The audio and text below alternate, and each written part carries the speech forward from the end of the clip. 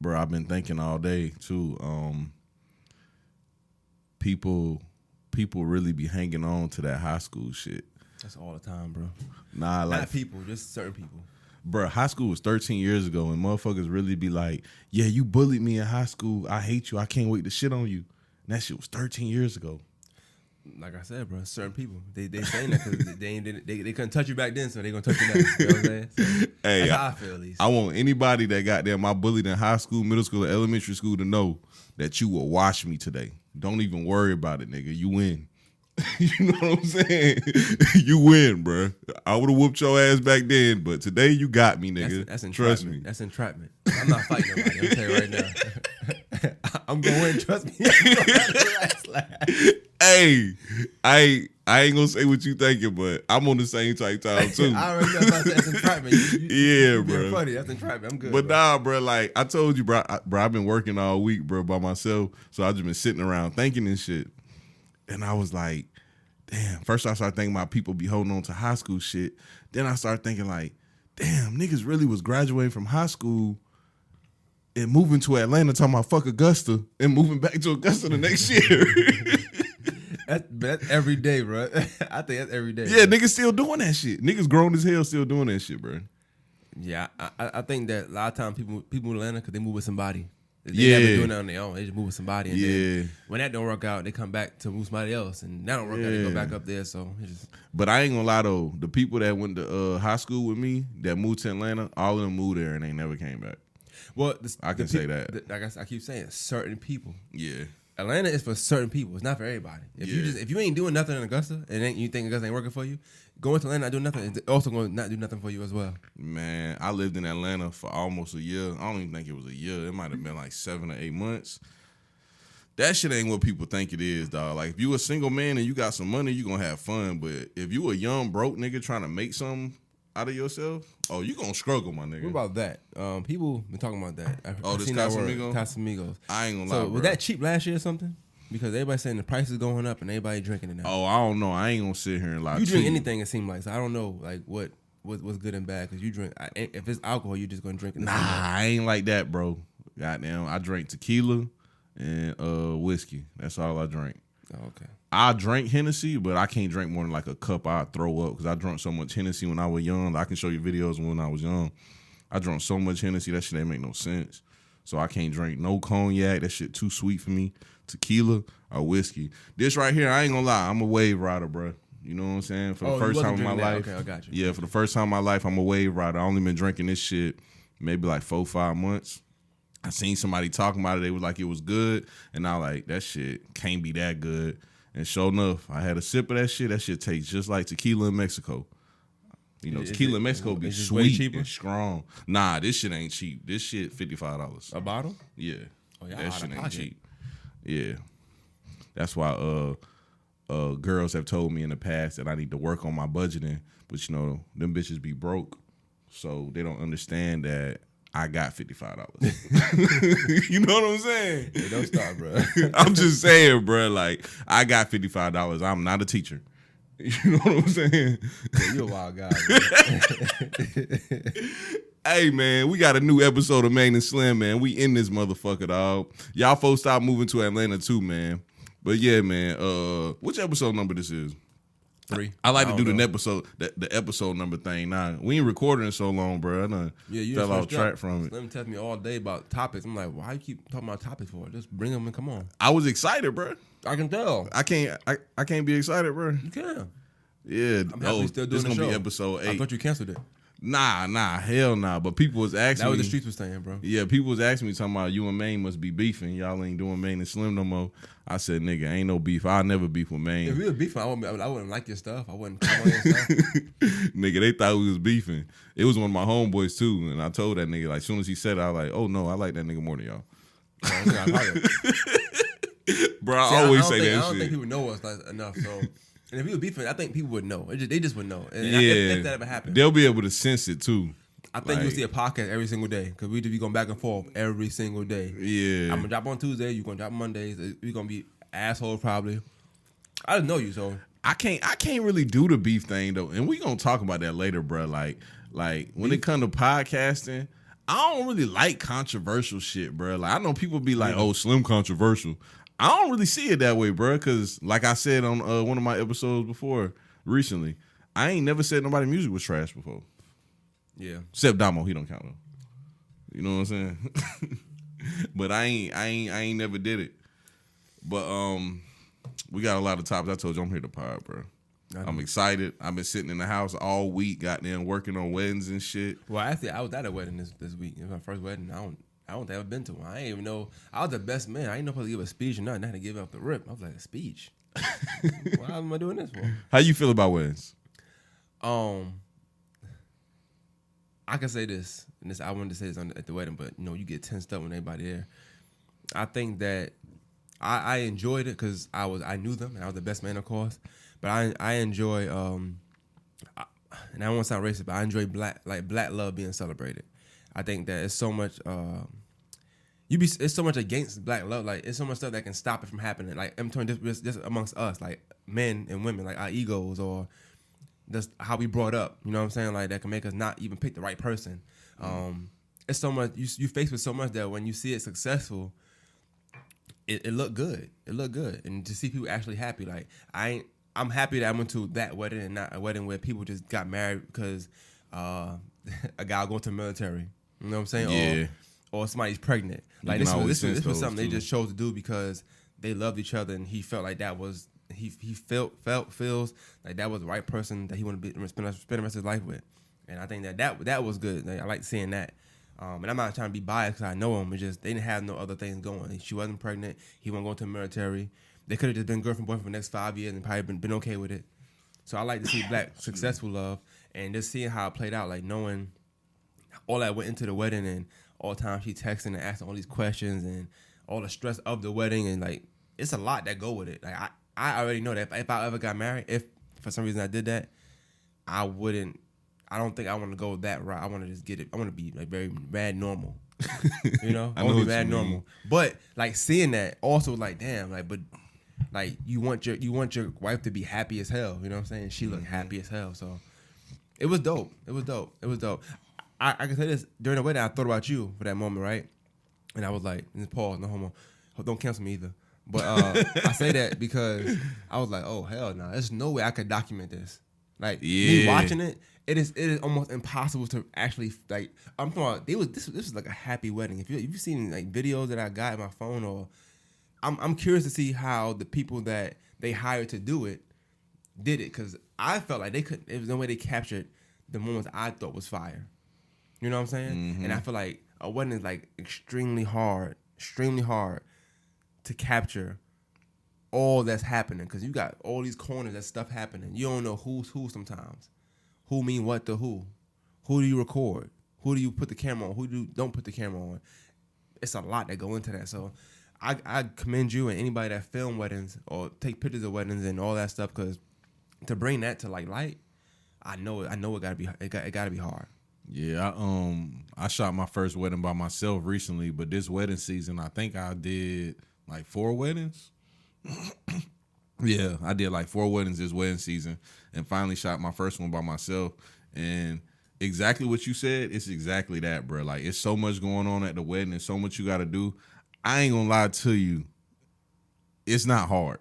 It's not hard at all. It's not nothing that's challenging. But the reason why I started doing weddings is because I like a challenge. Like, you know that feeling you get before the first day of school?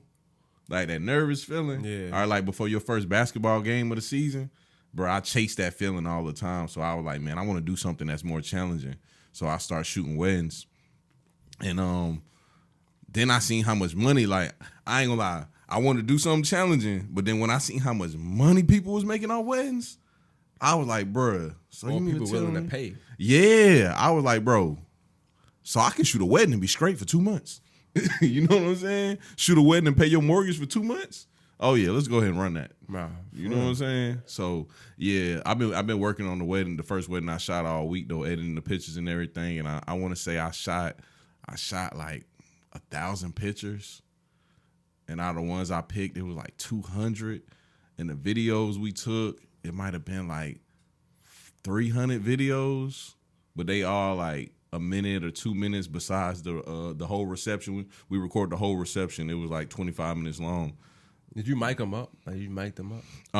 But I had a big ass shotgun mic, big powerful shotgun mic, so it's clear as hell. I was like, okay, he mic them up. I thought about you the whole the time I'm watching production. I'm like, it all depends. Like I've seen people even interview people that was in the wedding, so they can have that in the highlights also. But I think it depends on the feel of the wedding. Like the wedding that I did was real small and intimate. Like it was maybe 12 to 15 people there. Okay. You know what I'm saying? They all should be small right now. Like COVID ain't no joke, but yeah. But yeah. I'm here for the weddings. I got 2 more booked right now too. I ain't gonna lie, this photography thing is like a career for real now for me. Like shit going well, and that's why we ain't been doing. Let me tell you how I am though, bro. Like I'm the type of person like, and I don't know how it's gonna come out. So if anybody watching this that was there that did film, he showed us a picture, and I was, my man that got married. We looking at it. My man didn't say nothing. And I said, it's trash. And he's like, hell yeah, man, it's trash. Like, it's a JPEG picture, though. And I know. I was like, but they got to edit and stuff. He's like, yeah, okay. But it's just the guy was like, oh, this is fire. I guess in his mind, he thinking like, I can edit and do this. Yeah. And we like. Because that's how we think, though. Yeah, but in my mind, I'm thinking like, yeah, I told you to. You should have called something like I told you to. You should have called my man Slim. And that's how I'm thinking. You know what I'm saying? But I hope it. All right, so anybody that's listening that's into photography or wants to get into photography, let me teach you a trick right now so you don't go through what Maine is talking about right now. When you shoot something like an event or a wedding, it's always going to be those people that's self-conscious about themselves that's going to ask you, can they see the camera? This is the trick. Go into your camera and shoot it raw and in JPEG, and when they ask you to see the picture, show them the JPEG image because it's going to look better than the raw picture. The raw picture is going to be like, it's going to be a little grainy sometimes. It's going to be a little flat, but the JPEG, they're going to put the contrast on it, everything. It's going to look like you took it from your phone. That's the trick. And that's what they fucked up at. That's what they should have did. Trick crazy. But yeah, man, that's why we ain't been doing Maine and Slim, man. I've been a little busy, you know what I'm saying? I know Maine been busy as hell. Maine always busy. I'm let you say why we ain't been doing it. Then I'm gonna tell you why we ain't been doing it. All right, go ahead. You done? Yeah, that's my reason. Oh, well, I think Slim is hogging all the rappers on his show for some reason. You got Trues up there, and Lil Nas. I think that was it. Just Trues and Lil Nas. That's all that mattered, I think. If you had a rapper on that, I don't know, maybe he didn't matter, or I don't care about him. But Trues and Lil Nas, I think you had those. Those are 2 interviews we supposed to be had, but I don't know. Slim has these ties to these artists, though. Nah, bro. I'm gonna keep it a buck with you, bro. That Lil Nas interview, and I'm still trying to get him up here. I wouldn't have been there for that one because I know, bro. It actually was 3 a.m. When we got done, it was 5 a.m. Trues on me a freestyle. I ain't asking again though.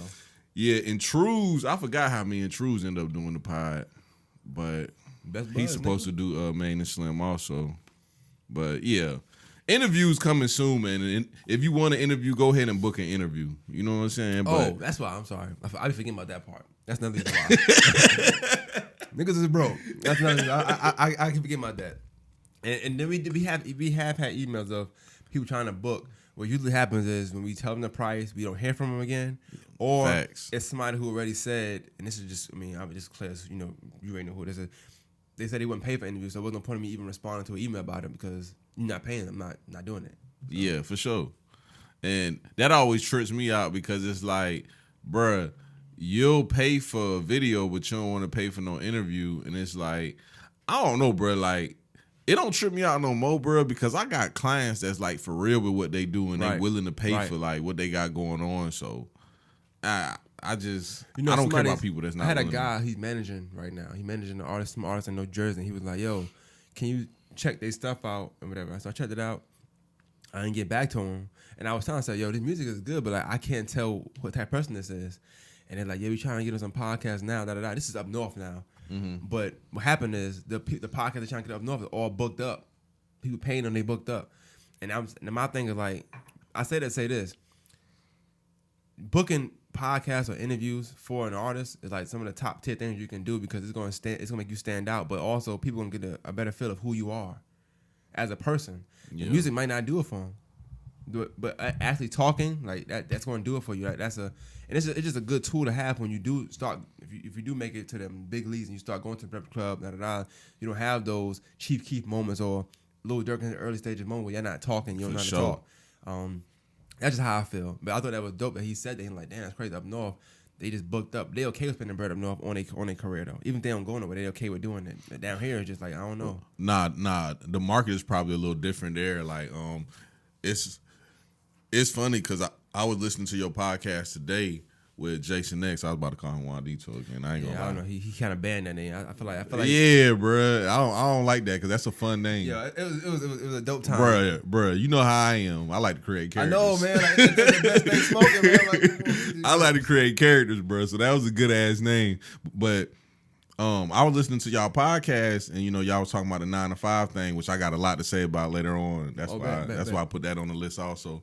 But when you had asked him about the Augusta scene, I was like, damn, man, I wish I was in that room so I can tell him, like, bro. I thought when I said that too. You picked the wrong time to try to rap, dog.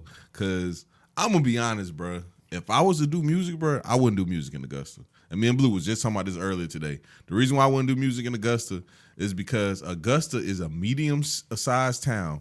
And by medium, I mean, like, it's not Atlanta, it's not Miami, it's not LA, it's not DC, it's not Houston, it's not whatever big city you can think of, it's not that. But when you get done naming those big cities, it's right up under that. So it's a medium town, a medium-sized town. It's under Columbia too.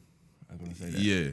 So, but the feel of Augusta is small town as hell. Augusta feels just like Thompson. And I don't know what the population is in Thompson, but Augusta feels just like it. Like, it's small. People fuck with who Thompson? They fuck with. Yeah. There's 993 people in Thompson. Like, dead ass? Nah, I don't know, bro. Oh, because I know it's like 200,000 in Augusta, right? I don't know. Yeah, it is. I think Paul to that one time, and I believe him. Yeah. It's 200,000, bro.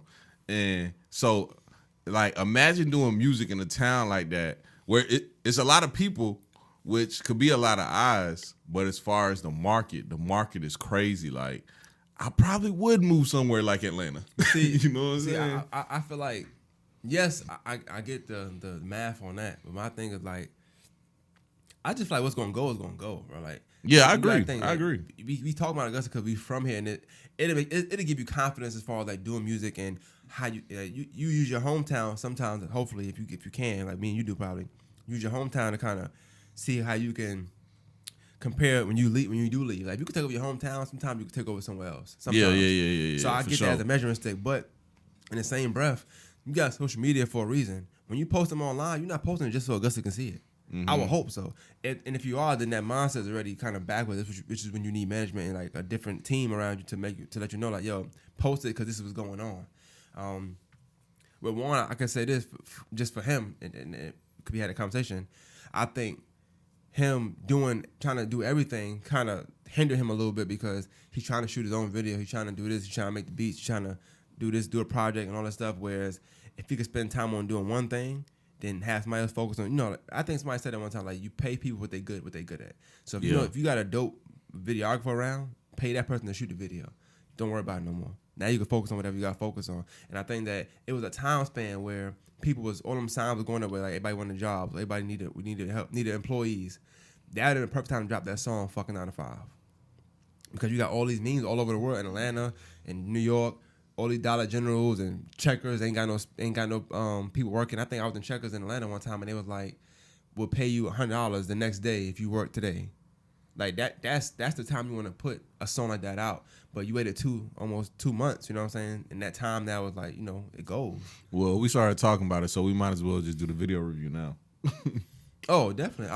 We might as well. Yeah, I'm gonna let you go because I'm kind of gonna be biased, obviously, because I had a hand in it. Yeah. So I'm gonna let you kind of give your take on it. Bruh, this is the biggest thing I got to say about the video. Well, first off, I love the song. I love the visual. That shit was very creative. I just love some creative ass shit, something that's well thought out and well executed. So I'm just gonna start saying that. But now, let me get into the interesting take that I have. Bro, what I've learned in these last couple years of my life is you can't tell people fuck their job. And I'm gonna tell you why. I'm not going to say any names because I don't want to be rude, but I've had people around me that hung around me for a little while and was like, damn, this nigga Slim living kind of good, nigga. I might need to quit my job. You know what I'm saying? And they quit their job and went out bad. Everything went downhill. So I'm only saying that to say, because this is a really good song. If you hear this song and you're motivated to quit your job, I think you need to think about it for like a year. You know what I'm saying? Because you gonna find out real quick that being independent isn't what you think it is. Like, so let me tell you the typical day of somebody that's independent. Like, let's say a freelancer or something. Why not just use you? All right, I'll just use me. I ain't want to use me because, you know, not everybody goes that route, but I'll just use me. So you wake up when the fuck you feel like it, which is typically like 9, 10 o'clock. You know what I'm saying? And after you do that, it's up to you to be motivated to do what you got to do for the day. Like, for real, it's up to you. So if your stupid ass got drunk the night before, you probably going to lay around till 1 o'clock. You know what I'm saying? If you didn't and you motivated to do what you got to do, you're going to get your ass up. And your best bet is to always start your day with a shower, because that's going to wake you up, and put some clothes on. I know you ain't got nowhere to go, but put some clothes on, because now you feel like you got to do something. Mm-hmm. You know what I'm saying? Even if you don't leave the house, just put some clothes on. That's where people fuck up that don't have jobs. They get up, not don't have jobs, but that work for themselves. They get up, they linger around for a long time, and they just do a whole bunch of nothing. And that's the biggest thing. Do not get distracted by doing stupid shit. People that work for themselves love to go out to lunch in the middle of the day. Don't go out to lunch. When you go out to lunch, you're gonna get done, you're gonna be tired, or you're gonna drink there and be drunk. If you get drunk, your ass ain't about to do shit all day. I promise you that. And next thing you know, that one day of you bullshitting gonna turn into 3 days. It's gonna turn into 4 weeks. It's gonna turn into your car repoed, and it's gonna turn into them folks coming to get your house. I ain't gonna lie, I done seen that happen. So that sounds very, I done seen it too. And I also done seen somebody quit their job and be up. Like, I'm talking about be up, you know, decent little bump, and go from being up to $1,000 in their bank account quick. And by quick, I mean like a month and a half, 2 months. Because when the money ain't coming in no more, you got to substitute that. So that's my biggest take on the fuck the 9 to 5 thing. Now, on the other side of it, though, I definitely agree with him on fuck the 9 to 5. Because these corporations do be having you fucked up. And we were just talking about the Atlanta thing. When I lived in Atlanta, I worked multiple jobs, and every last one of them jobs had me fucked up. Every last one. Like, bruh, I hate telling this story because it makes me so fucking mad. Like, I be wanting to fucking punch the air like Cuba Gooding Jr. on fucking Boys in the Hood when I tell this story. But so I was working at a Waffle House, and I was tired of coming home smelling like bacon. And one day a guy came in there and was like, "Hey man, you the manager?" And I was like, "I'm the manager trainee. The manager just ain't here right now." And he was like, "Damn." He was like, "How old are you?" And I hate when niggas ask how old are you. Does it fucking matter, nigga? I'm the manager. Does it matter? But I'm like, too young to be manager. Yeah. But I tell him anyway. I'm like, shit, I think at the time I was 24. I was like, yeah, I'm 24. And he was like, "Oh, what kind of manager program they got here?" I tell him or whatever, because I'm thinking he interested in joining it or some shit. so I tell him. And all the company work. Go ahead. Yeah. And he's like, "Oh, well, I work for Cracker Barrel. And our manager program is a little bit longer, but we pay more." And I'm like, "Okay, you know, we talking." And he was like, "Here go my card." He was like, "If you want to come meet me tomorrow, I'll get you in." And I said, "Okay, bet." So I leave work. I look it up. And I'm like, damn, they do pay a lot more, but it's a lot longer. Like the manager program at the Waffle House was 12 weeks. Manager program there was 10 to 12 months. And they don't pay shit while you in training. They only pay like $12 an hour. But I'm like, damn, that's a sacrifice I'm willing to make. I'm going to keep it a buck like most niggas. No 2 weeks notice, I just stopped going to Waffle House. They got a picture. Yeah, they got the picture. Went to the Cracker Barrel, and he was like, "Yeah, man, I'm gonna start you out. We really need somebody to work overnight maintenance. Whoop. I'm gonna start you out there. Then we're gonna get you in the manager program after Christmas." It probably was like October, November. So I'm like, cool, I can do that for like 2 months or whatever. You know what I'm saying? They were talking about paying like $11 an hour overnight. I said, I'll do that shit for like 2 months and then start a manager program in January and hopefully, be a manager by December. My nigga. I did that shit for like 5 months. This nigga never said nothing to me about no manager program. And this nigga brung me into the office one day and said, I kid you not, this nigga had his shirt off. It was 1:00 in the morning. Wasn't nobody in the whole place but me and him. Let me break down what type of nigga this nigga is. This nigga was a short, skinny, fat nigga that was insecure, that had a Charger on some 24s, and he had like an old ass 745, and he was a Q dog. That's all I gotta say. Y'all already know what kind of lame ass nigga this nigga was. You gotta relax, bro.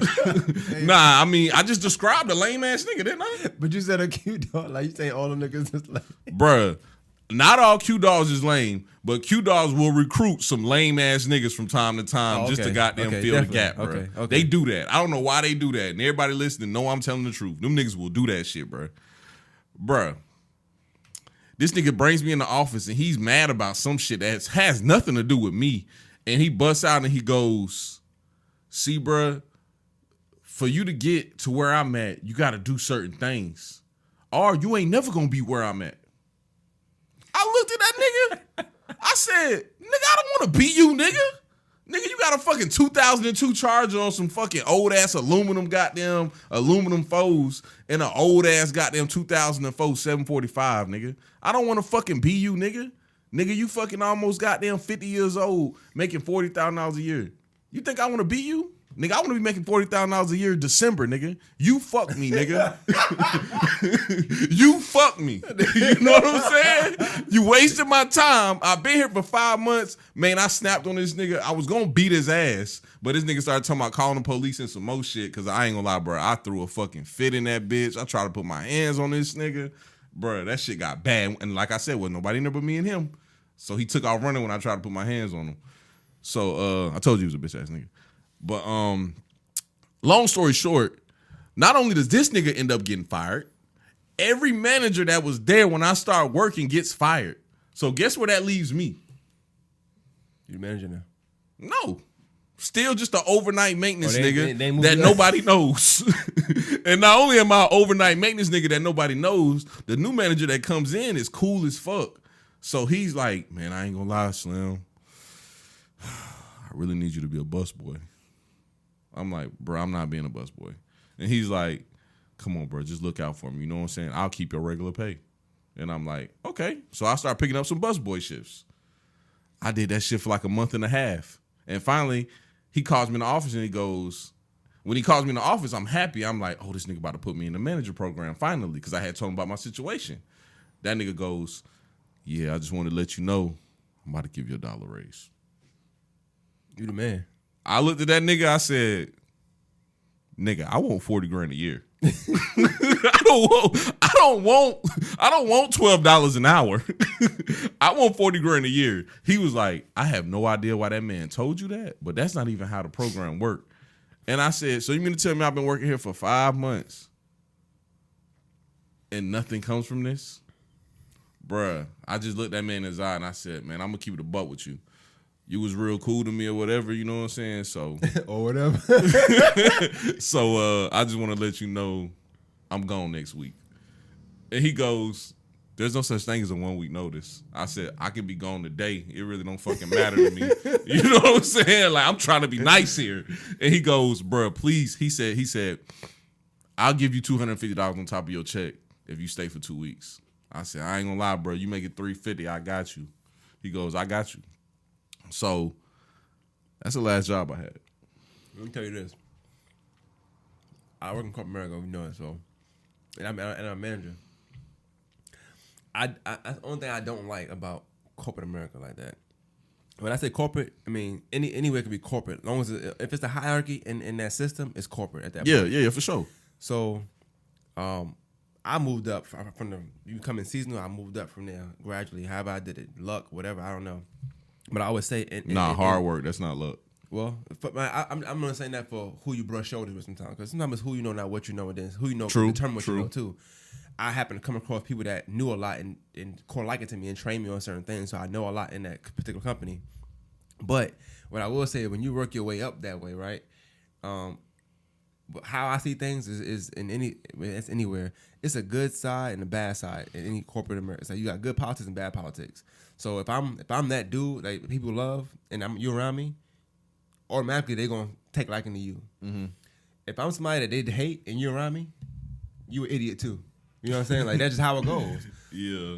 And only thing I like about corporate America is that like they can spin you in ways like some people don't know. That's a guy I work with now. I ain't gonna say his name. I remember my first ever day working there. I remember him talking to me like, "Oh yeah, how long you been here?" Da, da, da. He had been there like maybe a month before me or something like that. Mm-hmm. He tell me how good the company is and all this stuff. Da da da. Right? He was a good old boy. No, he wasn't. No, yeah, you know what? He was new. He was young too. He was younger. Oh, than me. okay. That makes sense then. I was 24 when I started working there. 23. Damn, same age as the story I just said. Yeah. So yeah, I know, right? So I can feel your frustration, but I didn't have no plans on moving up and like that. It just happened to happen. But regardless of the fact, this dude, I could tell he had plans on wanting to move up. You could tell by how he was talking, like, okay, I could do this and do that. So he was like me. Yes, I'm not gonna lie, he was like you a little bit, bro. Like okay. he was like you. I say all to say this, people, anybody watching. I saw him yesterday. I saw him Sunday. He is still not full time. Since 7 years now, working there 7 years. He is still not full time, and he still works the same position he worked when I first started. And they've been telling him he's gonna be on the floor. He's gonna be on the sales floor for 6 years, 7 years straight now.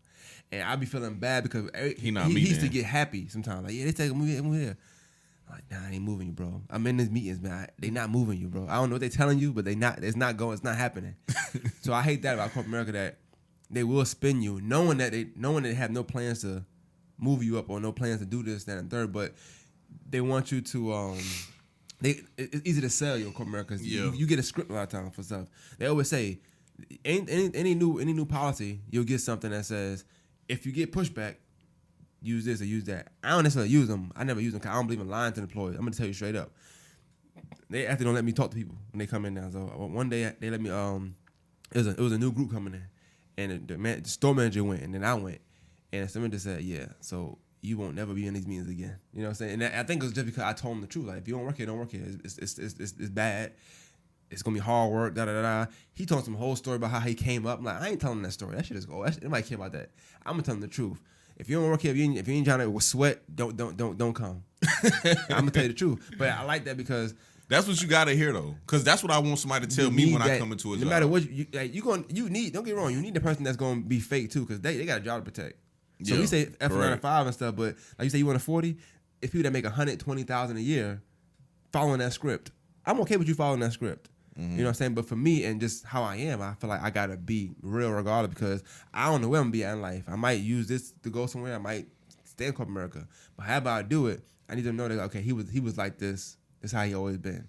I don't want to be changed or I don't want to do that. You know what I'm saying? Like, it ain't for me. But if I can't move up, be how I am, then it ain't for me then. Bruh, so let me tell you my frustration with the whole story I just said, right? It's two things I want to hit on.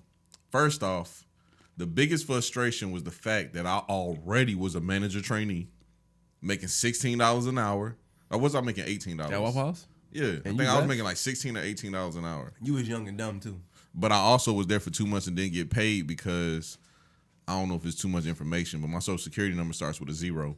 Yeah, and I've dealt with that my whole life. Like, for some reason, when they put them zeros in the system, it pushes it back out. So for some reason, the corporate office couldn't get that right for like 2 months. So I really wasn't tripping. But I ain't gonna lie, what tripped me out is I had already started working at Cracker Barrel. When them checks started coming in from that job, I was like, I should have stayed in this motherfucker. I was scratching my head like, I don't know. That goes back to what you said though. Like, and credit to Jason S. I'm about to say 1-2. And credit to Jason S. Like, you can't listen to everybody that say F and 9 to 5 because it might work for you. Like, you know what I'm saying? Like, anytime I come in a job for, it'd be a lot of money too. But like, nah, I'm good, bro. Because I could go there and then the situation be totally different. You might not be who you say you are at your job. You know, they could be. Hey, it's all you never know. It's to me, it's like anything with corporate or government or whatever. I don't believe it because you don't know who's who. So that's why I like that Warren line. Like $12 ain't enough. I don't know who to trust. Like, Facts. Yeah, you telling me this, but shit, can I trust you? That gonna be, when I get this, it's really gonna be like this. Cause the guy that said to you, I can get you. Where he got you at? Bro, he didn't get me nowhere. He got him out. He didn't get me fired, nowhere, right? Bro. Exactly. So, bro, the second thing too, though, and it's funny. I was on the phone with Cooks a couple days ago, and we was talking about a situation that had nothing to do with this. But he said a statement that I thought was interesting. He was like, "Yeah, you know, females be having little bachelors and business management degrees and thinking they gonna be something in life." And as soon as he said it, I said, "Damn, that's crazy," because I got a bachelor's in business management. And I was like, I see why he say that, but there actually is money in that field. But what tripped me out is, because he actually said the same thing I was doing. He was like, unless you're going to be a restaurant manager. And I was like, when I was 24, that's what I was thinking. I couldn't get a government job like I wanted. I had a corporate job and I didn't like it. So I was like, the final straw is the restaurant management. You know what I'm saying? It's a good forward plan. That's why I was a little sad, because I was like, this is really my last plan. This is plan C right here. You know what I'm saying? If this don't work, it's over with. I mean, that's the pros to 9 to 5. Honestly, it's a good backup plan. Like, but like I get to Walker, like he's saying, you know, you don't make it your end all, you know. But like I said, if you come into a particular position and you making $150,000, I mean, who am I to tell you to say fuck that? Yeah, for sure.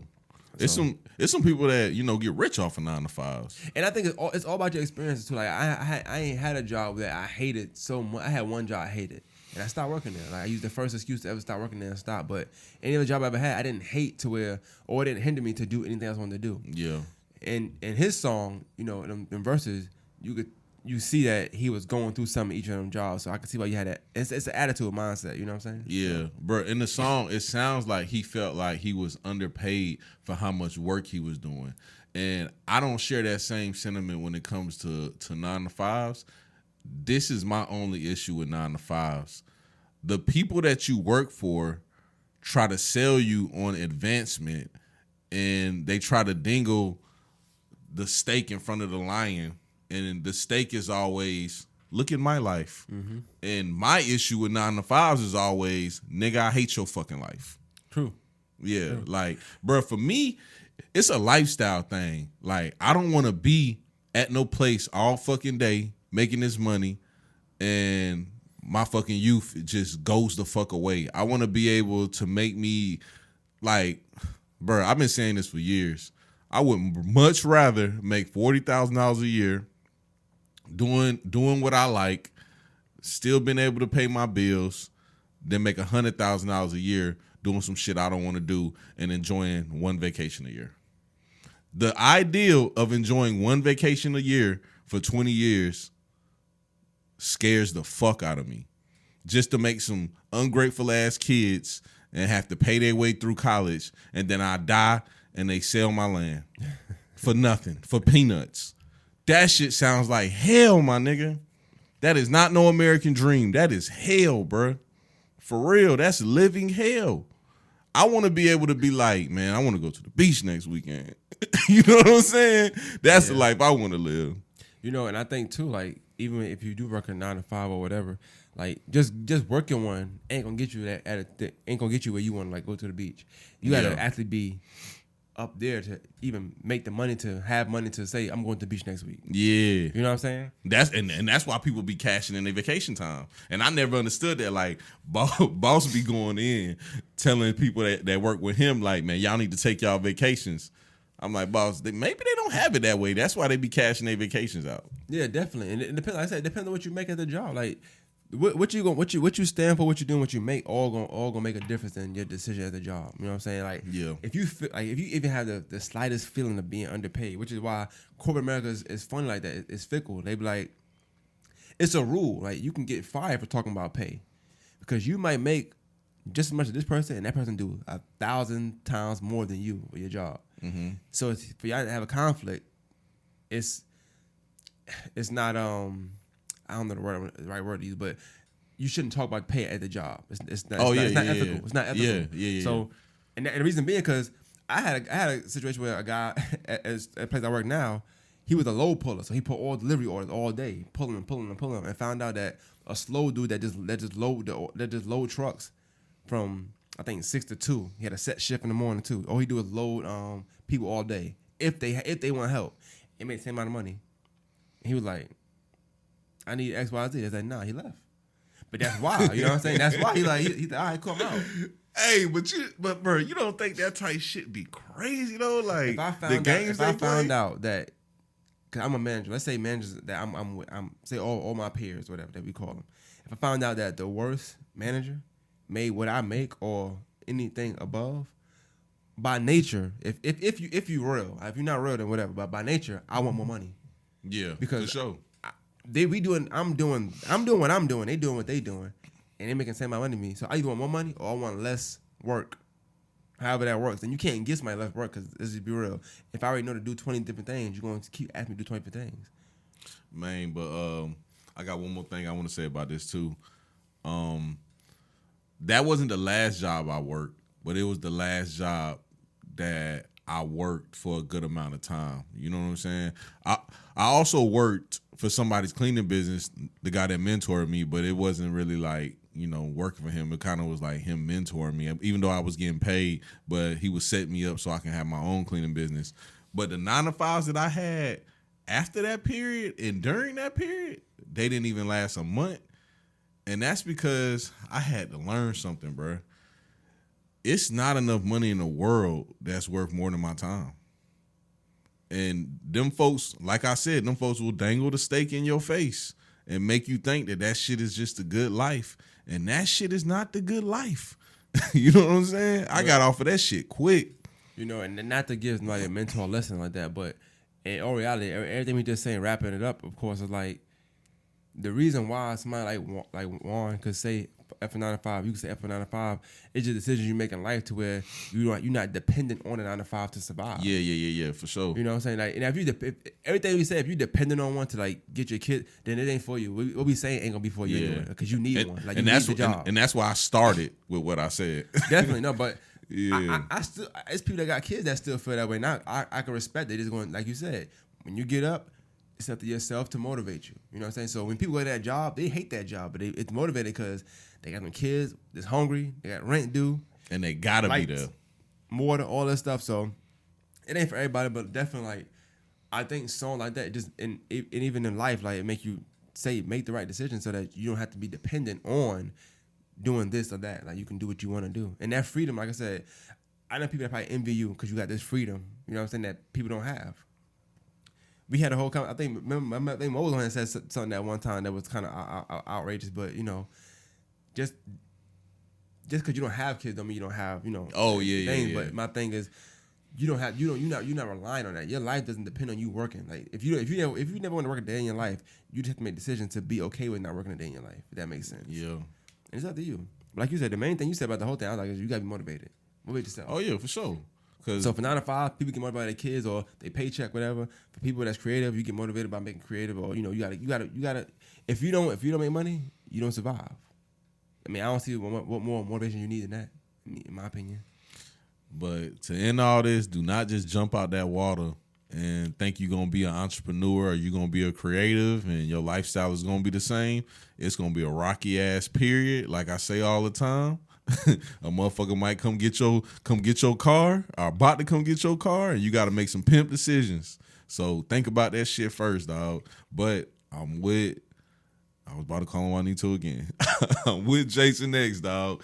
Fuck them 9-to-5s. Them folks do be having niggas fucked up in them corporate offices, boy. And I wish, man, if I seen Buddy goddamn at that Cracker Barrel. Nah, nigga played you though, bro. Bro, he got me good, didn't he? That nigga got me good, bro. Come on down to Death Row Records. I ain't even tell you the worst part. So the Waffle House I was working at was nothing but some ugly ass old women that would just flirt with me all day. Like, and I'm talking about they was like doing some real kinky shit all day. And that's how he sold me. He was like, Oh, it's some fine ass bitches that work over here at this Cracker Barrel. I told you, you was young and dumb. I told you. And guess what I did as soon as I got to that Cracker Barrel? You fucking guessed it. Barry Bonds knocking them bitches out the park. You already guessed it. Barry Bonds, nigga. I'm talking about, bro, that shit felt like high school all over again. Every day I went to work. That's why I was taking them busing jobs. Because the girls worked in the daytime. You know what I'm saying? If you, I think you was back then, I believe you. Oh, yeah. When I was in Atlanta. Anyway, man, moving on.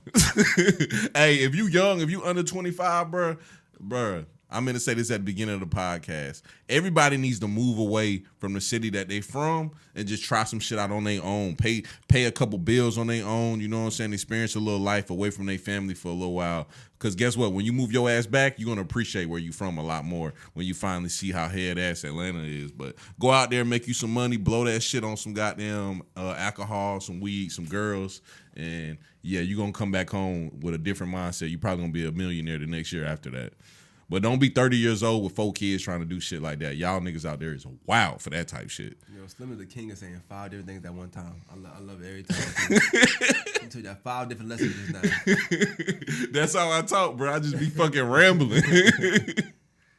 But nah, man.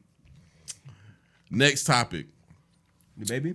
Nah, next topic. We got to talk about the verses. Oh, okay, I'm gonna go ahead. I'm gonna go ahead and let you do your thing on this because that was some real New York shit. I like, bro. Whenever you can feel the testosterone coming off the TV screen and you can smell the Timberlands walking in the snow. All right, relax. All right, let me stop that. That's funny as hell. That's funny as hell. That's probably your best Timberland joke I ever heard. That's the best Timberland joke. He said you can smell it through the snow. You can smell the Tims walking through the snow, bro. It's crazy because Kiss had Tims on last night. Yeah, that nigga had the Tims with the shorts combo. Yeah. Hey, that's some New York why shit. Why you playing in the summertime? That's how they walk around in the summertime, bro. I never did it. I couldn't really afford Timberlands like that. I had 1 pair, but I had 2 pair. But regardless of the fact, Tim's hard too. I ain't gonna say I wear them bitches. Definitely. I'm taking those polos any day. Polo boots ugly. I'm gonna let you take the flow though because this is your shit right so here. What? Dipset versus D Block. Can I say one thing before you give your take? And then I'm gonna let you have the floor completely. I was shocked that a lot of people didn't know these songs because this wasn't just a New York event. This was 2 industry groups that I thought people knew. And in the South, for some reason, y'all niggas did not know these songs. Last thing for real I gotta say is Dipset was just a little cute little group. That's all they were. That's why the Lox won because it was some hip hop shit. But go ahead. So I'm gonna pick up what you said. Dipset being a cute group, like I do feel like, I always felt like that. I feel like Dipset is one of the main reasons why, no disrespect to no gang, but why Bloods are looked at how they looked at because they was repping the Bloods, but it was more of a fashion statement than anything, than gang banging actually, in my opinion, from people I knew, you know. Yeah, I agree. So I never took a lot of people that were Blood as serious. Not all of them, of course. But when it comes to this verses, though, like, with how I had it set up as far as, like, performing and stuff like that, if I would have known that, I would have definitely always picked D Block from the get-go because I felt like this. Everybody from Dipset is a horrible performer. All of them are horrible performers. Cam voice is horrible live. It's horrible. Like, live is horrible. Like, he don't even sound like the same person live. I feel like they could have kept it competitive, but they played songs that I felt like they shouldn't even play. They didn't bring all of Dipset on. Like, and Dipset is not just Cameron, Jewels, and Jim Jones. That's also messed them up. Because my favorite Diplomat is J.R. Ryder. So like, you got people that's not, those 3 aren't even people's favorite out the group sometimes. It's people that really like Hell Rail, like 40 Cal. Believe it or not, I ain't saying they should or shouldn't, but they do. So I think as a collective, you already lost half the damn group anyway by just bringing on the people that you feel like are in the forefront that got hits rather. Versus what it is about hits, but it's about more than hits sometimes if you're performing. We already seen that. You got to perform. Stage presence. So I never really watched Kiss perform like that. But I've seen them go on radio. I've seen them freestyle. The D Block freestyles back in the day. Kiss Always Shine. People forget Jay Hood is a part of the Lox, but he wasn't around. But that just showed that they even need him. So like, you know, I feel like when you think about D Block or Kiss and them, like they really are through like 3 different eras of hip hop right now. They in the main era that we all love, which is 90s. And they thrived in that, but they were young. Then you got the 50, you know, the Jay, the Kanye. They thrived in that era too. Being older heads, we looked at them as old, but they was kind of the same age and they just came out younger than everybody. Mm-hmm. And then now, you know, Lean with Rock with all that. And Kiss, he just always got better and better. Kind of like Fab as well, always getting better and better. I feel like on paper, if I write these songs down on paper, I feel like I can make it to where Diplomat would have won or could have won. I agree. That's who I had winning. But I just felt like you couldn't. Reason why I didn't take Jada out because I seen the Jadakiss and Fab, and I felt Kiss beat Fab, and I feel like it's hard to beat Fab in verses because he got verses that he could play just or features alone. He got some hits. So for him to beat Fab, I already knew he had some mind. He didn't play all of that just goes to show you Jadakiss catalog. He even played the stuff from Fab. He played different stuff for this. Yeah. So Kiss catalog go back, and then when you think about verses, it's about a song that you're a part of, not just your songs. It's not like just your solo songs. It's songs you're a part of. You know what I'm saying? So even playing them X or them Rough Rider songs or the All About the Benjamins, I think Cam said something about it, and I'm like, and I think Diddy even said, "Yo, Jadakiss wrote my verse." So even if you saying this Diddy song, it's like, well, Kiss wrote the damn song anyway. Yeah, you know. So it's so much in there, but I feel like Cam was tripping with that shit, talking about some man, that's Diddy shit. Nigga, I wrote that shit. But so the long story short, Lox won. I gave Dipset 1 round, maybe 2, but Lox won every single round. Even when song I didn't know. You gave them niggas 1 or 2 rounds out of 30? Out of all, because them niggas up there by 30. When they extended time, it's like Lox shit got better because they didn't play all the hits. Yeah. So I was like, and then I think Jewel said something about they couldn't make ladies for the records, right? Like records for ladies. And then Lox's next set was fucking crazy. They had because you didn't think about Mary J, Mariah, J Lo, Mariah Carey, and then that Sheek Luch song that people do like the only pretty much song they do like from Sheek. And they were trying to like diss Styles P and Sheek Luch.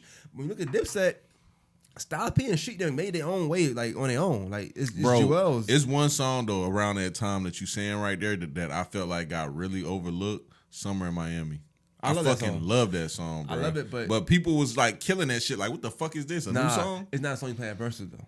It's not because you need Trey Songz to be there for that song. Like I like because of the hook. I always like Trey Songz. So when I first heard that song, I liked that. I never liked Jim Jones ever until Ballin', came out, and then I felt like I went to the older stuff. But you ain't like Certified Gangster? I didn't like Game. Oh, I was a G-Unit fan. So and I was never a Dipset fan. Like mind you, living in New York, I never was a Dipset fan. I ain't go to appreciate Dipset until I came to hang. I had that Lean with Rock with and stuff. Mm-hmm. So I had no choice to go back to listen to the songs. Y'all had that Lean with the Rock with and stuff. Well, you from Germany, so never mind. But, so that's my take. But I did feel like Jadakiss single-handedly beat Diplomats, and it wasn't even close. And his stage presence is crazy. But nonetheless, I think the main thing was, and all artists, I want people to do this. Jadakiss is right. Like this is hip hop, bro. Like. Bring the beat and no vocals behind it. Why are you rapping over the song? Now, cause it made the performance seem shaky sometimes because you don't know. You can tell they're not even in sync. The D Block is in sync. When Styles and Kiss was going back to back and rapping when they back to each other, they knew when to branch off too. Like Dipset didn't even know who gonna say what. So sometimes none of them said nothing. And like the crowd didn't say it either. So it seemed dead. You know what I'm saying? Like it just seemed dead to me. Like Dipset did seem dead. And I wasn't expecting it. I didn't expect D Block to come out like how they came out. Pause. But that was wild. Kiss really, I don't know, like Kiss, just that alone might have to move Kiss up 3 spots. You gotta give Kiss his flowers, bro.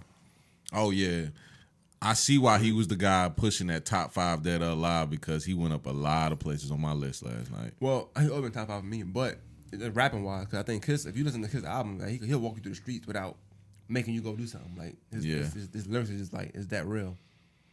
But how did you feel about the on-stage antics, all the tough guy shit, the throwing the bandana on the ground, the pushing, the shoving, the talking shit about Jewel's teeth? The bag they was getting must have been very, very, very lovely. I'm talking about Dipset because the Lox didn't get pushed around. Yeah. That one thing, I'm a big 50 fan. One thing I say about the Lox, their record is they have no blemishes on them. Nobody ever tried them. Mm-hmm. Nobody ever pushed them, punched them, none of that stuff.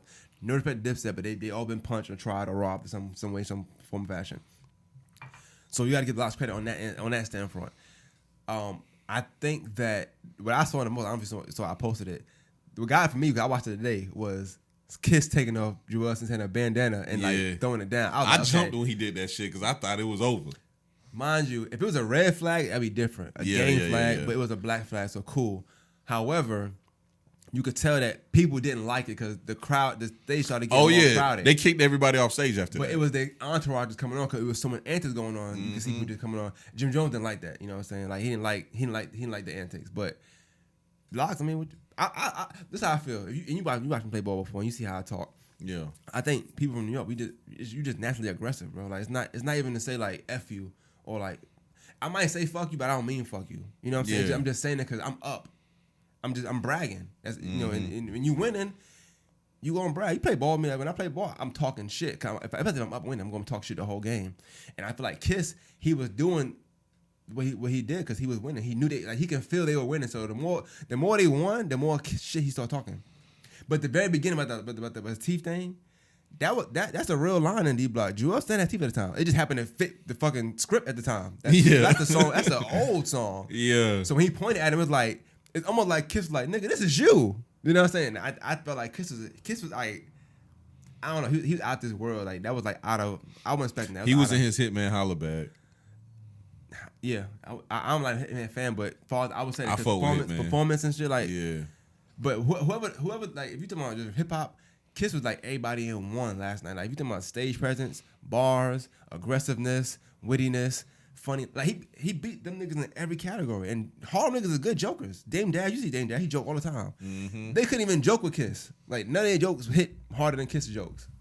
Like they lost the joking, the performance, the dressing. Like what the fuck they had on? And they from Harlem. These niggas supposed to be dressed down. That fucking Gucci bullshit that Joel's had. Every Dipset member. Excuse me, not Gucci. Horrible. Louis Vuitton. It was Louis Vuitton. That shit was stupid as fuck. I was like, what the fuck is this, Virgil? You could have did a little better with that. I understand trying to roll it out during the verses and shit, but I wouldn't have put that bullshit on. You should have started out with the fucking bandana. That shit was ass. Bandana tied. Santana tied. But I'm me from New like people saying like, oh, New York won. I'll be honest with you. The Locks won. That's it. I don't know what the New York won shit. Dipset didn't do good. But I think they will win because they're going on tour. So obviously Dipset can learn from this. I think they need to go in their bag, go get J.R. Ryder, and like have some acapella session because Chris, even him bringing shit back was like dope. Like he started rapping one over the Who Shot Your beat, and then they stopped it. But like he made sure he stopped it at the bar. Like he's a dick, use a pussy, y'all neighbors, something like that. And like he stopped. But then he brought that shit right back again. It's like damn, like that's wild. Like that's stage presence. Like you can't make that up. Like Cam barely was there. It was like he did for the money. He was barely even there. Like after a while, once it was over, he was tired. That nigga was sweating like a motherfucker. He was tired as hell. Shout out to Locks, man. Locks won. New York didn't win nothing. Bruh, do you think that's the best verses? Hell no. Which one you think the best verses? I mean, it's the most rowdy one. What's that? I think that's the most entertaining verses. Okay. I could watch that tomorrow. I'm gonna watch it tonight again. It's funny because seeing rappers that supposed to be tough, like not be tough sometimes is always fun to me. But as far as the best verses, nah, I like the. I think it was the best. I think it was my top 3 is that one, the Gucci and Jeezy, and the Bow Wow and Soulja Boy. Let me ask you this. When you watch your verses, what is the sole purpose? Like what makes it good to you? What you trying to get? The entertainment. Okay. See, if that's the case, then yes, that's the best versus last night. Okay, because I wanted to ask you too, because we both came on this motherfucker at the beginning of the pandemic and was like, nigga, I ain't bored enough to watch no fucking verses. Y'all tripping, listen to niggas play songs. But I think when the production got higher, we was like, well, I don't know now. When it became more than the verses, yes. Yeah, when it was more than just two people on the phone playing songs. Back to what Kim was saying like, yo, why are you rapping over songs for? They could have play this in the Apple Music call, on the call with Apple Music. That's what we used to say. We used to like, I could just play a song I wanted to. But when you start adding more stuff like performances or interactions, then yeah. I think when they had one person where niggas leaving in a room together. We don't want to do that. Yeah. But that was some real New York shit though. So I see why everybody was on the this definitely some New York style shit. Nah, but I've seen a lot of jokes. I mean, I'm used to like I've been down a long time. I'm used to that. So and nothing's ever going to take away from my enjoyment because I was there for that era. I liked it. It was cool. But I know a lot of music is very regional. So God bless the dead. If you were to have a Nipsey and Game versus, you could have that. Niggas in the West Coast would love that shit. Or I'm sorry, I'm going to say Nipsey and Snoop. I ain't going to say Game. Nipsey and Snoop, or Game and Snoop rather, because Game got a lot of hits too. I ain't gonna shit on Game. Niggas would love that. Nah, niggas in the South would be like, I ain't trying to see that. I want to see 50 and Ja. I don't want come on. Nah, I want 50 and Ja. Well, that's the thing. The bad gotta be enough for people to actually be okay with going against certain morals, because it's gonna be a lot of anti because it's hip hop. Yeah, I can't see 50 no amount of money making him want to be in the same room as Ja Rule. I'm gonna be honest though, I'm still not really on the versus train like that. Like, I don't really get hyped up and excited about it, but it's some cool shit. But it did look good. Like, it really looked like some battle rap shit last night. That's it was like nothing but New York niggas in there. Like, bro, I seen Taj Gibson in that bitch. Oh, you what, bro? Taj Gibson. Why is Taj Gibson in there? I know he from New York and he played for the Knicks, but god damn. But all you want the feel. Like, one of the New York terms we always say is restore the feeling. Yeah. And you wanted to feel like 95, 96, 98 when New York was on top. And that's how it felt last night. It felt like, even that whole round, I'm playing Welcome to New York City, which Cam did a horrible fucking job bringing that song in. But yeah, I never liked Ja Rule version of I'm from New York. Bro, T.I. so fucking corny, bro. T.I. is so corny. My bad. It just popped up on the computer screen, so I thought about it. Bro, this nigga went live while he was in Amsterdam. He had got arrested while he was biking. The only reason why they arrested him is because he didn't have a passport. So they was asking for identification. He didn't have no identification, so they took him to the station trying to verify his identity. That nigga just corny as fuck, bro. My bad. I know that shit was off subject. Yeah, you said T.I. got tired. I'm not gonna lie. Anytime I bring up T.I., I just get tired. Nah, we got a lot of shit to talk about though. I don't know if you got time. Your phone been going ham. My phone always going crazy, bro. I ain't gonna lie, bro. I'm tired of talking about the baby, bro. So we can skip over that shit. I don't know. Only thing I said about the baby is, I mean, it didn't need to be said, but I don't think the ramifications he got was worth it. It wasn't worth it, but also I don't know if it was. I feel like they did too much.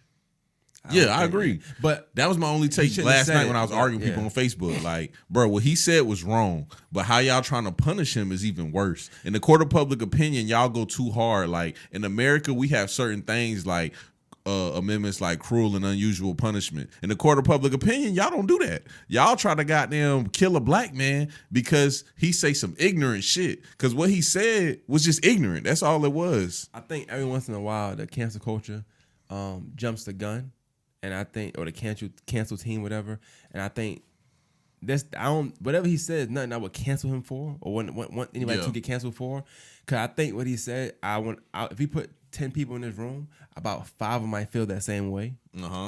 They just don't say it, and I think that it's a learning tool. He's not like he's 50 years old. He's still young. He's still learning. He just got this money. He don't know.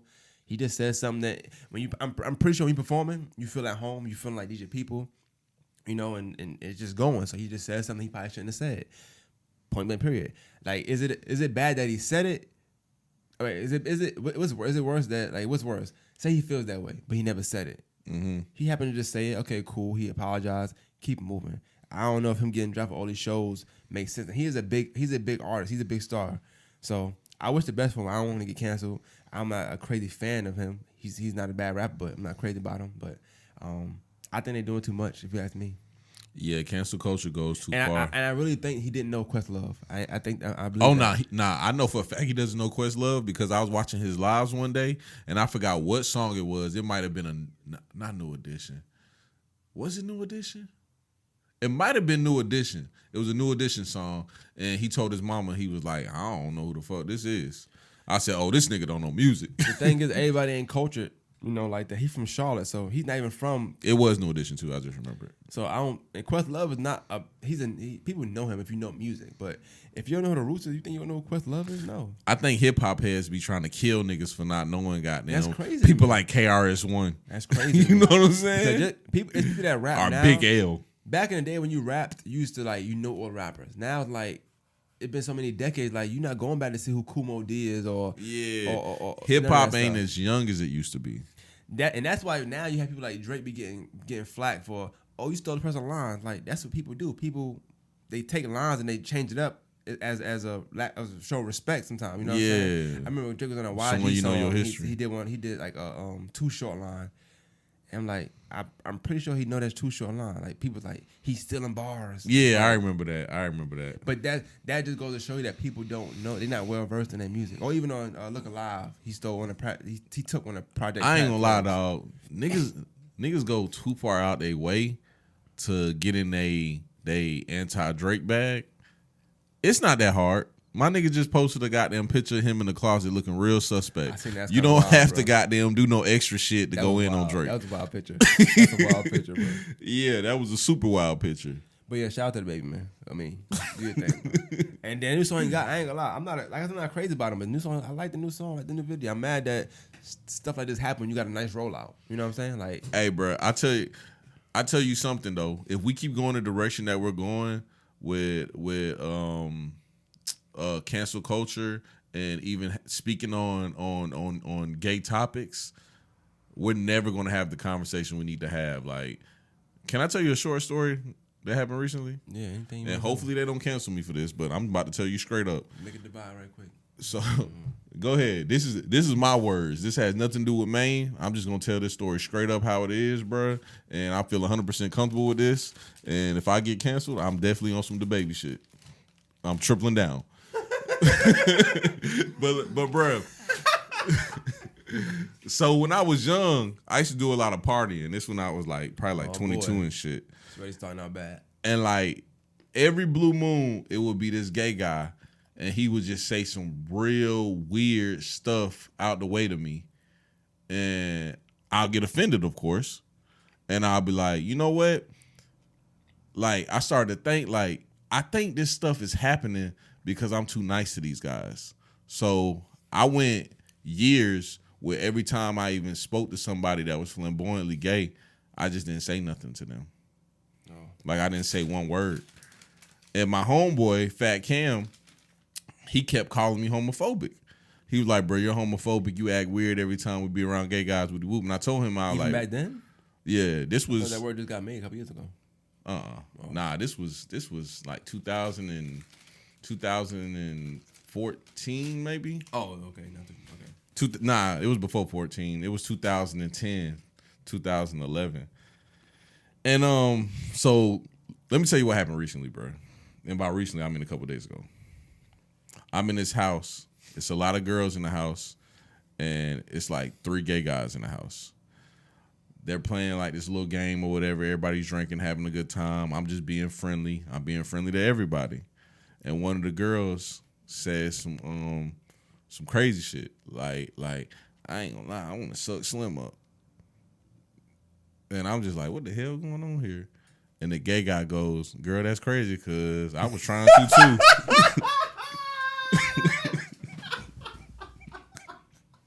I'm dead ass, bro. I'm dead ass. But listen though, man, he whispered it. You know what I'm saying? He whispered. Now the story is funnier. He whispered it though, but I still heard it. So I played it off like I ain't hear that shit, right? This nigga doubled down. It said it louder. This nigga doubled down and said it louder, bro. And she said, huh? This nigga tripled down. Bruh, this nigga tripled down, bruh. Nigga, we want that dick. He tripled down. So, you know, I'm just like, man, this shit head ass. So I got them. I start walking outside. I'm like, I'm about to smoke me a cigar. I start walking outside. And guess what this nigga gonna ask me while I'm walking outside? Are you uncomfortable? I looked at that nigga and said, yes, very. And I went outside, and he walks outside and goes, I want to apologize. That was wrong of me. Da-da-da-da. And, like, so that's the end of the story. He ain't say nothing else to me the rest of the night, too. But that's the end of the story. But here's why I'm even talking about this. There's a conversation to be had about that right there. And this is the conversation, and it's very simple. I would never walk into a room and be like, girl, I want to eat your ass. Girl, I want to have sex with you tonight. So why would a man come up to another man and say something like that? You know what I'm saying? And then, like, I ain't gonna lie. If a man goes up to a woman and says something like that to her and she slaps this nigga, I get it. Now, if this nigga comes up to me and says something to me like that and I backhand this nigga, I'm going to jail for a fucking hate crime. That's the conversation we need to have. That story is funny. I'm sorry. I'm not trying to laugh at you. That story is wild. Nigga, it is funny. But I know it's funny. On the flip side of that, I don't know, like where I work at, like or even what places I worked at, it's men and women. They gonna kill me about the story too. Yeah, they are. That's definitely. I want to make a clip for Instagram. That's wild though. But nah, don't make a clip. I'm not. They gonna kill that can be a hidden gem. You gotta watch this far to see that. But where I work at, when I'm working my way up, whatever, I've seen where men do that to women sometimes. That net been flying for a minute. I know. But men, when you a manager or you hire, I've seen men come to women and be like, I just want to eat you. I just want to lick. Yeah. I ain't seen them get slapped, but I would assume it's just that uncomfortable because especially if it's a nigga that you like. We both agree that's very inappropriate. No, definitely. And we both men. And I feel like that. You're right. I do feel like if the woman slapped the man for saying I wouldn't be upset. Yeah. So because that shit is inappropriate as fuck, and it should never happen. Yeah, I think so. It's just so much. But see, in that conversation, it's too much. It's too much you gotta talk about. Then you gotta talk about people that's down low because it might have worked somewhere else that he did that. Yeah, for sure. And I understand that. It's too much. I wouldn't even want to have that conversation because I don't care to talk about down low niggas. I just don't want to know. Somebody down low don't tell me because I ain't. So I don't want to know. You know what I'm saying? Yeah. But in that conversation, normally you start opening up other things as well. And like I said, he probably done said it to a few people that put on the front like they straight or 100% straight. And where somebody he said it like, hey, I heard you say it. Come on back. You just ain't that nigga. You know what I'm saying? And I think once he realized that, is when he apologized. I thought that was a dope part of the story. Him apologizing. I think that was dope because a lot of them won't do that either. Yeah. No, or just a lot of them don't even care. Yeah. I've been in a situation where where somebody tried me like that, and that nigga was standing his ground, like on some like I didn't do nothing wrong. Yeah, they will. Some niggas don't double down. Damo and them almost got him fucked up because I did not think that shit was funny, and them niggas just kept laughing. Well, you got a funny group of guys that you hang around sometimes. So I told you I readjusted my circle. Yeah, you still got some more configuring to do, man. I don't know. These niggas out of here. You are, bro. Nah, for real though, bro. It's conversations that need to be had though, bro. That we're not having because of this cancel culture thing. And also the day that y'all want to go back to niggas catalog like Jay-Z and kill him every time he say the F-bomb, y'all really went too far. Because I feel like it's happening one day. Yeah, I listen to it all the time, so I be like, damn, I wonder what niggas would say if you heard this now. But they did that one time, one song. But at the end of the day, I feel like this, man. I never want to change nothing nobody said back in that time, because that time tells you a story about that time. People don't use the F-bomb and use it no more because it's not culture, not a good thing to do. In the 90s, early 2000s, that was the thing to do. Mm-hmm. And the F word didn't even mean the F word like that. It just meant that you was not being a lame ass nigga. Yeah, that's all that was it. That's all it meant. It meant like you was a sucker ass nigga. Could have been broke. A lot of things. Yeah. You wasn't 100%. It was just a slang term. It wasn't even nothing offensive.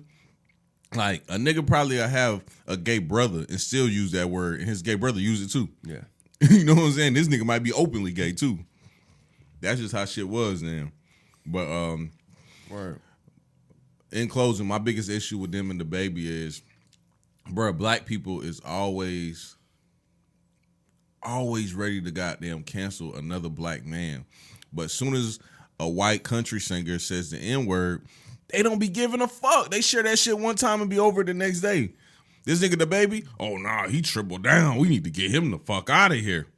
Like, why y'all so quick to cancel a black man, but when somebody white do it, it's like, it's whatever. Like, I'm just used to it.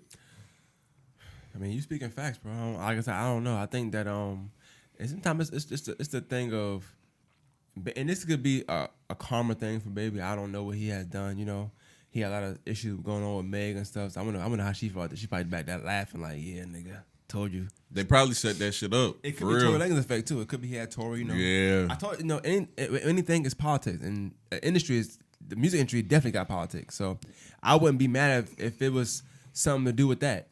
I'm not a conspiracy theorist, but I definitely would go with that one. Yeah. Like, maybe it's because he brought Tory out there and his little I'm not even gonna call it no beef with Meg, because Ain't no grown ass man beefing with no motherfucking female rapper. Just disagreement, bro. Disagreement. Little tiff.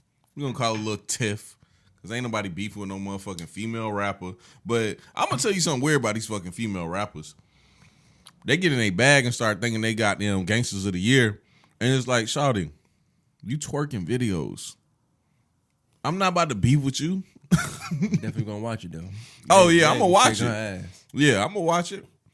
Meg, she might be a top 5 twerk of all time, bro. I'm gonna tell you what I like about Meg. That ass.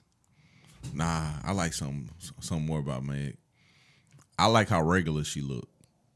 Like she look like bitches I've been fucking my whole life. So it's like a great depiction. Like when I see Rihanna on screen, I'm like, damn man, that shit would be so great having her. But when I see Meg, I'm like, yeah. I definitely have bitches better than that. Oh, I get you saying. I see your point now. You know what I'm saying? Like she just look like a regular girl that you've been fucking with your whole life. You know what I'm saying? It's definitely something not out your league. But she like 6'1", right? I think she 5'10". Oh, no, I like tall girls. 5'10" is definitely 6'1". So. Yeah, because when she put them 3-inch heels on, she 6'1". Yeah, she probably can dunk. I'm straight. Nah, you'll fuck with her. But there's one more thing I want to talk about briefly, and we can just brush past it because I seen you talked about it with Juan also. But oh, you're not doing a good job, bro. What? You still got NBA free agency on here. That's at the end, man. Oh, okay. You said one more thing you want to talk about. I'm trying. Oh no! I ain't. Oh no, we here, bro. I told you, I'm ready to pod. I'm happy. I'm happy. This is what I like doing, bro. I'm here, bro, and we on the road. I wanted to talk about fake news, bro. We live in a age today where you can put anything on the internet and people fucking believe it. I don't know if y'all listen and know this, but you can change Wikipedia pages. I can go to a Wikipedia page right now and change it and say somebody passed away, screenshot it and put it online. And if I do it the right way, that should have 20,000 retweets before midnight. And y'all will just run with it. Y'all won't go to Google and check. Let me give a prime example.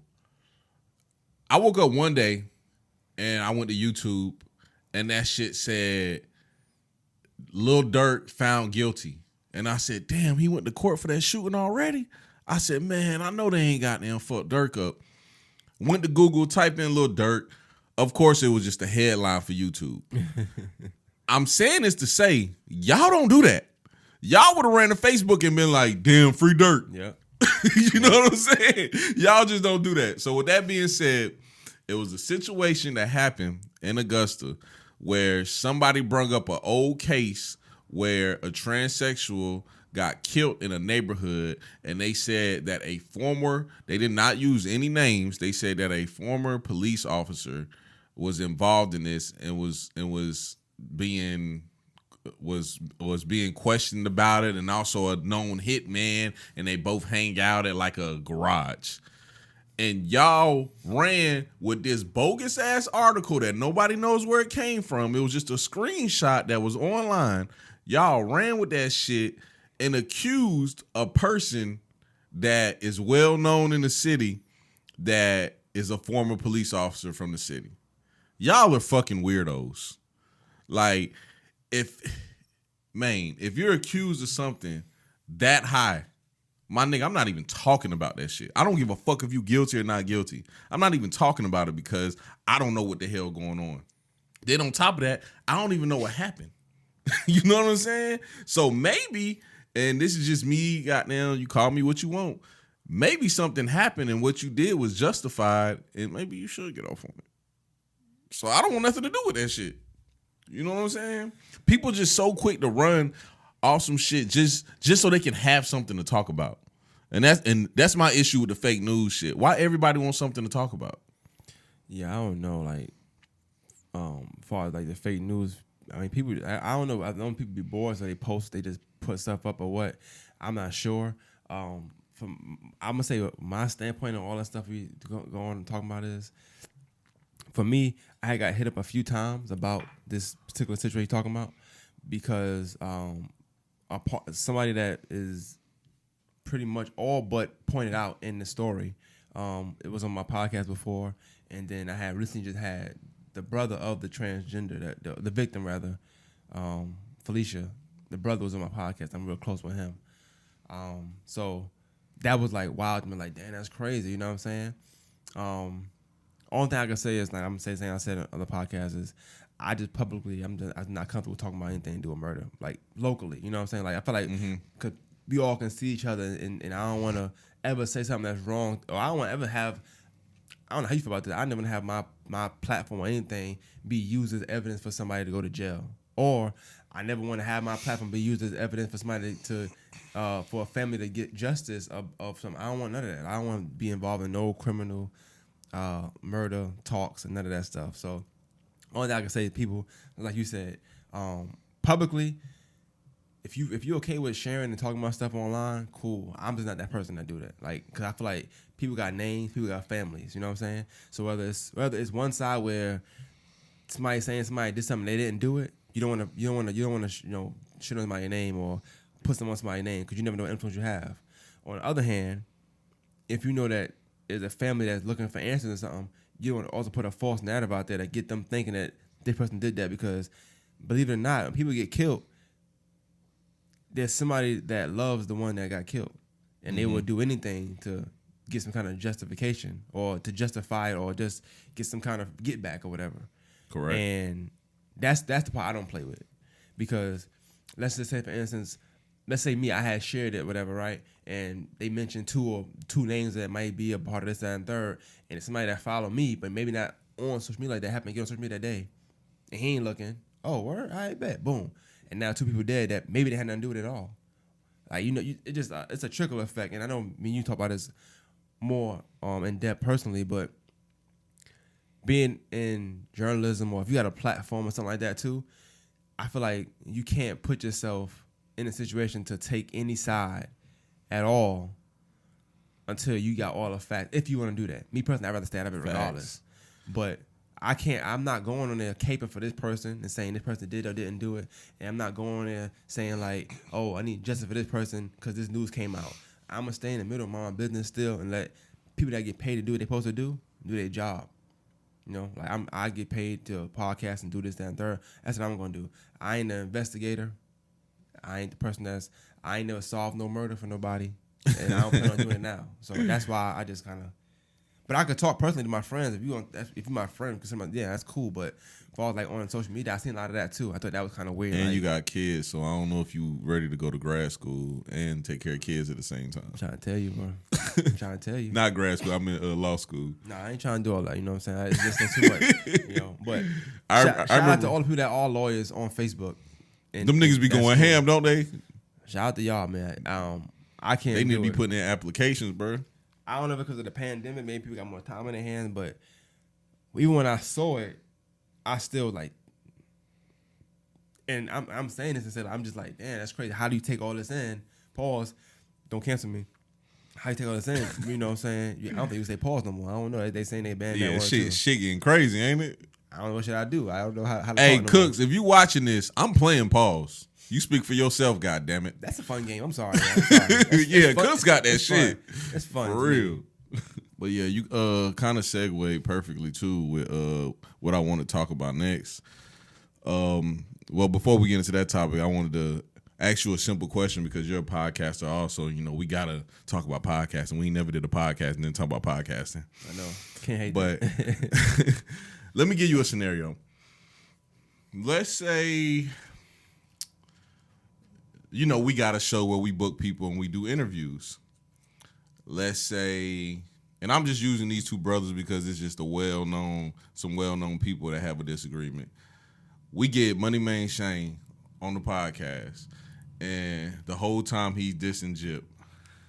And Jip hits us and he wants to come on the show because he wants to have a rebuttal for the diss that he had on the podcast. How do you feel about that type stuff? And do you feel like that's okay to do? And is that part of journalism? You said it's a simple question, but the answer might not simple because Nah, go ahead. Because I really want to know, because I had a situation like that recently. But man, Shane already been on here talking about him, so that's number one. Okay, I know. but so I guess that was a horrible example. Yeah, not really, because it happened. If Jip hit us up and said, "Yo, I want to come on Maine and Slim the next week," let's put it on the forefront. Is he paying the fee? Because we do some free ones every now and then. So if we paying the fee, or we just keeping it with free beef at this point. That'll make a difference. If he paying. He paying. Then it's yes. Okay. Shane is my guy. I'm cool with Shane, but I'm cool with Jip as well. But I'm cool with them when I see him out. We speak to each other. I don't expect them to, if I'm getting jumped somewhere, to shoot the nigga that's jumping me. If that makes sense. So yeah. That's I can say for that. If they would, cool. I just don't think they would gonna do that. You know. For Maine and Slim, I'll be okay with that. Them going back and forth if they want to go back and forth. But you know me, when we cut the cameras over and to everybody, I'm very clear on what I don't want. So if they want that, that's on them. So if Jips hit us up the next time and say, "Yo, I want to come in," all right, cool. I'm not gonna sit there and ask a bunch of questions about him. We can't just talk about that one person the whole time, though. But nah, I'm open to that. But now a better question would probably be on one more the Masters on your show. Like more Masters, no, I don't want that. I don't care for rebuttals. Okay. So I should have. Main Slim is different because it's paid. So like whatever you want. If you want to come in here and just scratch your balls or something, I don't know. Like do your own thing. You pay $100, do your thing. I shouldn't have used that then. I should have just told you what happened to me recently. I did an interview. I'm not gonna say no names. I did an interview, but the people gonna know anyway. With go ahead and say it, bro. Niggas okay. Anyway, I did an interview with Tender God and OG Trip. My guys. Yeah. And, you know, it was a good interview. I ain't going to sit here and lie to you. I liked it. I didn't know not one person they was talking about in the interview. They said they used some names, but the names I didn't know. And then sometimes they didn't use names. Well, come to find out, and I did this interview back in June. I remember, yeah, it was dope. Come to find out, I knew every name they was using in the interview. They was just using names that I didn't know those people by. Okay. So one of the people they was talking about was somebody that I know. No. Okay. But I found out who they was talking about that got beat up, and I did not know they was talking about him. Got slapped. Yeah, I did not know they was talking about him, and I fought with that nigga. So I'm going to just go to the next topic. But one person they was talking about, though, he actually watched the interview because somebody sent it to him and hit me and was like, "Slim, delete that shit." I was like, "Hey, bro, that shit got 150 views. That means at least 100 people seen that shit. Like, that shit is over with." And goddamn, my dog Trey was telling me, "Slim, just have him on the podcast so he can say that shit is cap." And I'm like, bruh, because Tender God was hitting me also. I'm like, bro, I don't want to get in the middle of their beef. Like, and it was also the guy who it was with a nigga named Brash, and Brash was explaining to him, like, he was real rational. He was like, bro, you can't get mad at the podcaster and ask the podcast to delete the shit. He's like, all you can do is ask a nigga for an interview. And he was like, I don't want no interview. I want that shit deleted. He was saying some crazy shit too. So I wasn't thinking nothing of it, but I thought it'd be an interesting topic of like how you would handle a situation like that. Oh, so I'm not deleting nothing for nobody. That's number one. You gotta be a close, and I mean it gotta be something crazy. It gotta be something crazy. Like, nah, I'm not doing that. But it's all in the approach. I'm that type of person. I can't speak for like how you would have taken it, but for me, it's all in the approach. Message me saying delete something, nothing happening now. Even if I wanted to, I'm not doing it now. You know what I'm saying? Like, it's how you approach me and talk to me about it first. Let's speak about it, because this is my stuff. But like your Brash, you said his name was, he was right. Yeah, you could come on in and dress it, or you have to come. Everybody can have their own thing. Go live. Say what you want to say. Address it to people. If you didn't know what they're talking about, people that watched it probably don't know what you're talking about either. Probably. Maybe they just thought it was some entertainment, just like I did. So, like I said, I think that's how I would tell them. Well, just go live, bro. Go live, explain yourself. I'll share it if you want me to. I can do that for you. But other than that, you can tag me in it. Other than that, nothing I can do. If anything, I can go live and we can talk about it. I'm okay with doing that. I'll go live for my personal page. We can talk about it. I add you in, we talk about it, whatever, and go from there. But I'm not taking no content off my page. I'm sorry. That was a good interview. I'm sorry. I'm not doing that for nobody. That's just like it gotta be something that might be getting somebody jammed up for a charge. For sure. It took me a long ass time to edit that fucking interview too. We had 2 angles. It was dope. It was a good interview. They both were entertaining. They both said stuff that I liked that I didn't think I was gonna hear in the pod. It was dope. Like when you get those, you gotta keep those, bro. Like, And I think it might have been more so that than what the athlete was saying. Maybe it was a good interview. He's like, yo, take that off, man. These niggas shining too much. I think that happens also too, though. Like, bro, I told you. I don't know if I told you, but I've said it recently. I didn't know how big of an influence that we have until I did the interview with Tay-Pop. Really, when I went to True Show in general. Because, you know, when we went to Culture Fest and, like, everybody knew us in Culture Fest and shit, and they was talking to us and asking us for interviews and shit, I wasn't really tripping on that shit because we was just in there kicking it, watching artists, you know, having a good time or whatever. But, like, when I went to that show, I was like, oh, this shit is something different than I know what it is. Like, I seen you talking to Jason X recently, and y'all was talking about, you said your sister be saying, no, nigga, you is popular. Mm-hmm. People be saying that shit to me, too. I guess because I never looked at myself that way. I don't feel like it. I still view myself as a fucking podcaster. I know people know me or know us more, but I guess too. I mean, when you don't look at life that way, you don't look at it that way. I just don't look at myself as being like just a well-known person. But I guess I mean we could say that.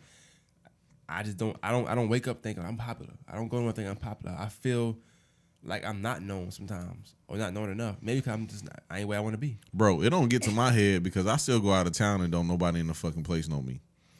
So that's definitely not popular. You know what I'm saying? Now, if I go to studio and everybody know me, I mean, you know, I live here. Everybody know everybody in the studio. Yeah. If you go to the studio and you don't feel like anybody, then that probably means you in your house too much. Yeah, that's true also. Everybody. Studio is the cool club. Studio is just Twitter, bro. I fuck with Studio though. No, I like it. I'm saying, shout out to all Twitter. them guys at Studio. Everybody you see on Twitter. But Studio is the cool club. Yep. That's all. Studio is the cool club. But with all this being said, this nigga Act got a new podcast that he just came out with, and I think it's called Above something. All Above podcast. I thought it was something different. Oh, but it's something different. I don't think it's All Above.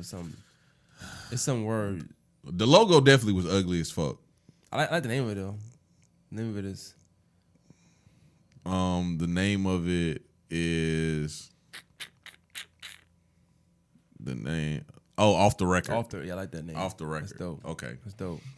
Well, the first episode got Whack 100 and Tekashi 6ix9ine. Bruh, I don't even know why I would ask you this. Would you do an interview with Tekashi 6ix9ine?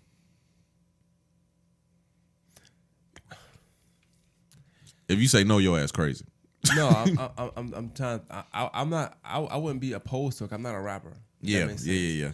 But he represents somewhere I actually grew up from. I grew up a different side of Bushwick than him though. But the side he grew up on is not the side I grew up on. But I would do it just off the strength of that alone. Yeah. Mm-hmm. But we from two different sides of a neighborhood though. But yeah. How you feel about Whack 100 doing a podcast with this nigga? I think this is. I'm gonna tell you the truth. This is what it is. Anybody feel a way about it? You delusional. Let me tell you why. Whack 100 is an official gangbanger. He's official. If he wasn't official, we wouldn't know by now. He's official. Ain't nothing I'm gonna say that gonna be like, you know what? Damn, you right. Who am I? And anybody that if it's somebody that if it was Big U, somebody that's official like him to say, okay, cool, but I don't want to hear nobody that ain't gangbang or ain't did the stuff he did to say that. If anybody gonna do it, it need to be an official blood member, official person that's from the real side of blood and all that stuff. I'm okay with that. That don't bother me because he's official. Yeah. I mean, he might be annoying, but nigga's official. I think you say that because he was running with Game, and when he started running with Game, he started doing some weird shit. Yeah, but the whole squabbling on camera, that should be weird too. But he's still regardless of how you look at it, he has no unofficial. Even getting knocked out on camera, and still like, I'm still ready to fight whoever. He's official to me. He's from an official culture too. That cloth is official. Like, but he's from they don't make gangbangers like that anymore. So let me say it.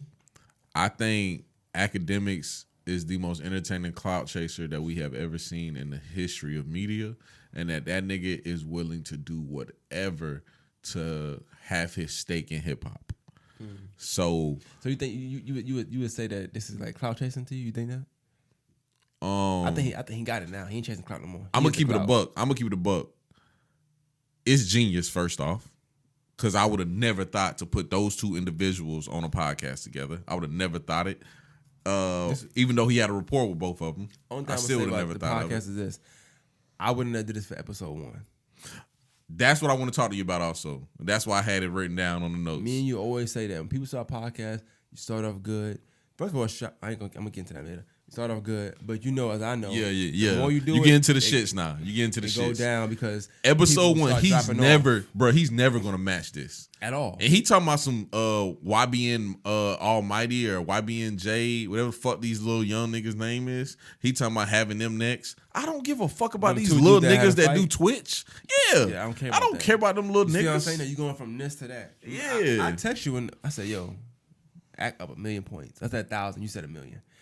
But for real, he like that's that's amazing content. That's the one. It's amazing content. Okay, it's like this, bro. And you a podcaster. I like both clips I saw. Both clips was dope. Every clip I saw so far been dope. Bro, you a podcaster, so I know you about to understand this what I'm about to use.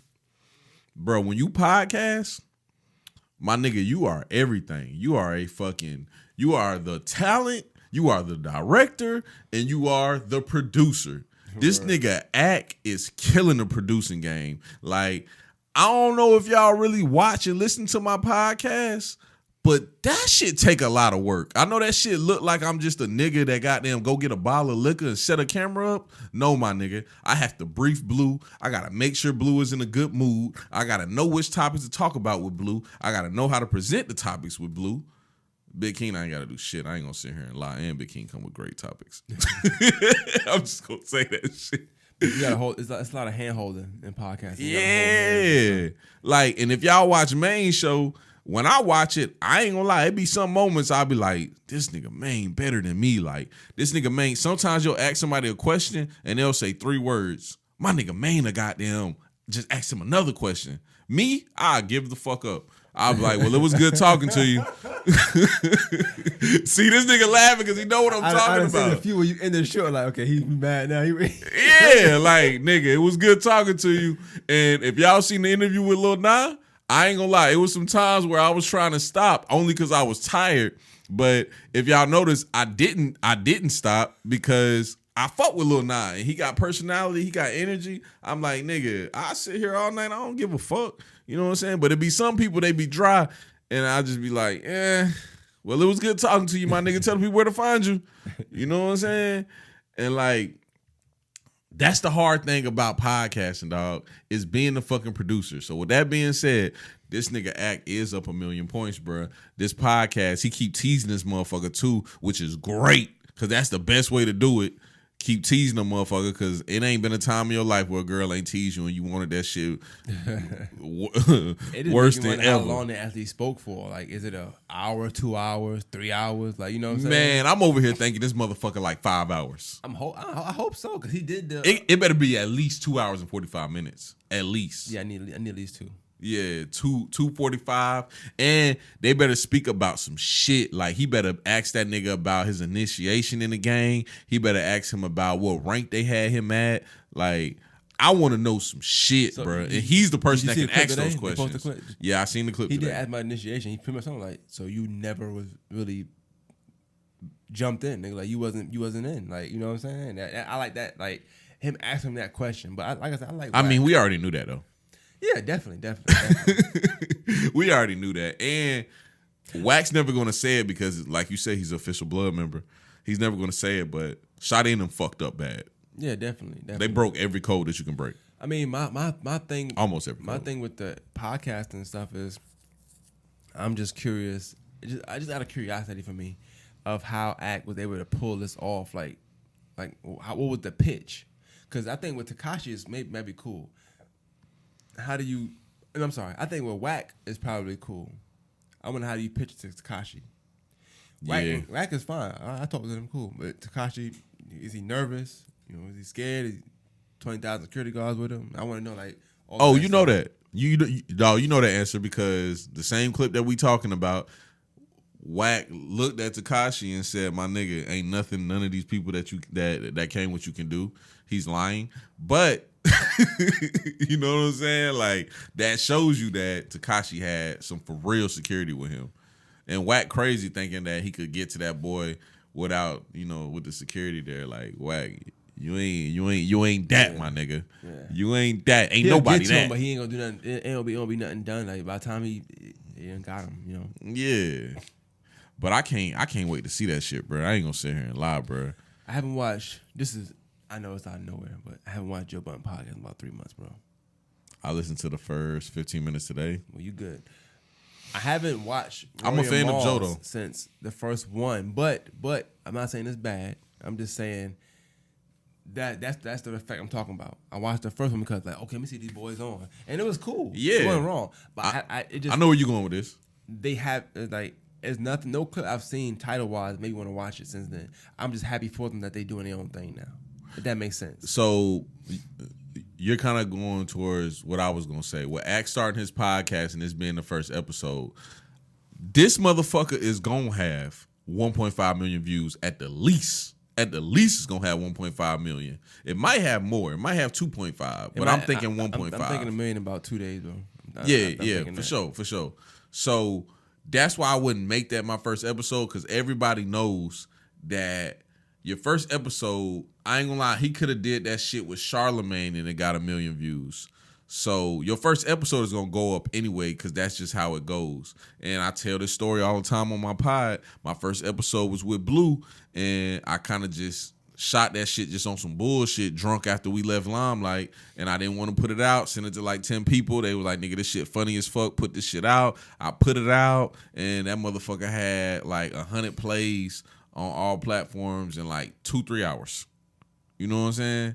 And to this day, I don't know how much it got. It got an ass of plays. It probably got like 400 or 500, some shit like that. And that's what a first episode does. So I kind of would have held off on that. I know you don't believe in holding podcasts, but I might have held on to that motherfucking waited till like episode 5 when my numbers start declining. I mean, yeah, I don't believe in it, but like obviously, I only believe in it if it makes sense. So if I had something like that, but I know I'm trying to see my next. I'm always think the next thing anyway. So if I got the next thing, I feel like it's not as good as that, I'm putting that one out first. Mm-hmm. You know, I'm gonna do that, put it out, and then I'll go with that. I might just tease y'all and not put it out until 5 episodes later. Who knows? You know what I'm saying? Just to keep y'all intrigued. Depends. But you got something like that. I don't know. But with Act, this is the thing I think we ain't really touched on with Act though, is the fact that he does have a lot of people that really dislike him in the music industry. So Correct. if he could continue to get guests on that don't like him and come on there that, you know, he has to keep selling drama. That's what it is. So if he could have somebody like maybe like Vic Mensa, you know what I'm saying, and they could be arguing back and forth or something like that, you know what I'm saying? Nigga, Meek Mill. Meek, I know Meek ain't doing that. Meek ain't doing that. Not. But you know, Meek. I don't think Meek could do it.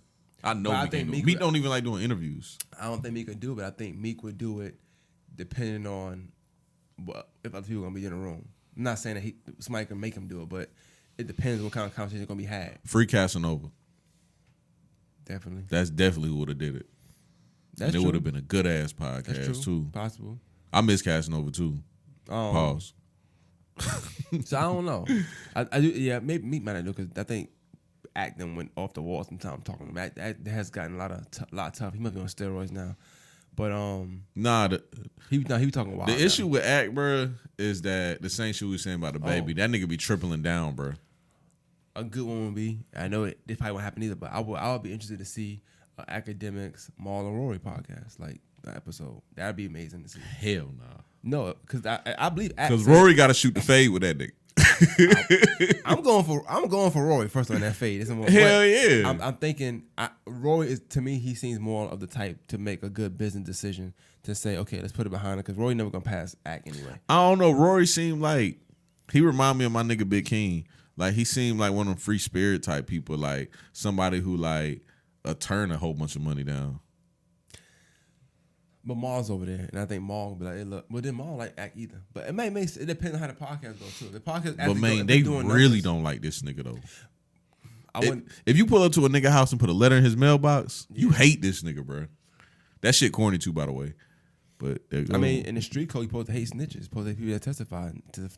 Tekashi did he did it in the worst way. Yeah. And you got niggas talking to him. I mean, it's not they niggas though, but you know. I just think that he got to keep selling controversy. But Act said something. I mean, not Act. Excuse me. Wack said something that goddamn I honestly agree with, and it's the same thing I said about the baby situation. It is a conversational point. That like he said, he was like, nigga, I don't have no issue with you and no beef with you because I feel like you're a conversational point. And I think so for real. Like it's no reason for there to be a I hate Tekashi little thing going on, because this is something to learn from. It's like, first off, we've learned that kids don't give a fuck about snitching. That's something that we cared about. So now it got you to the point of thinking like, maybe this street shit ain't real, until you walking down goddamn some streets in New York and a nigga put a goddamn blicky to your face and you like, never mind, this shit real. You know what I'm saying? They go say it to Chicago, but they still killing out there. They don't care. Yeah. But when Tekashi do shit like that though, that's what it make you think though. Like, maybe the street shit ain't real. You know what I'm saying? I ain't gonna lie, you know, learning more about the Chicago scene, more and more I learn about it, I kind of see why Tekashi played that, like him going to O Block at like 3 a.m. That shit do look dangerous, bro. Like, that is crazy. I don't want to go at 3 a.m. anyway. You know what I'm saying? But I kind of can see why. I ain't going nowhere at 3 a.m. Yeah, I'm not going to Chicago. I'm sorry.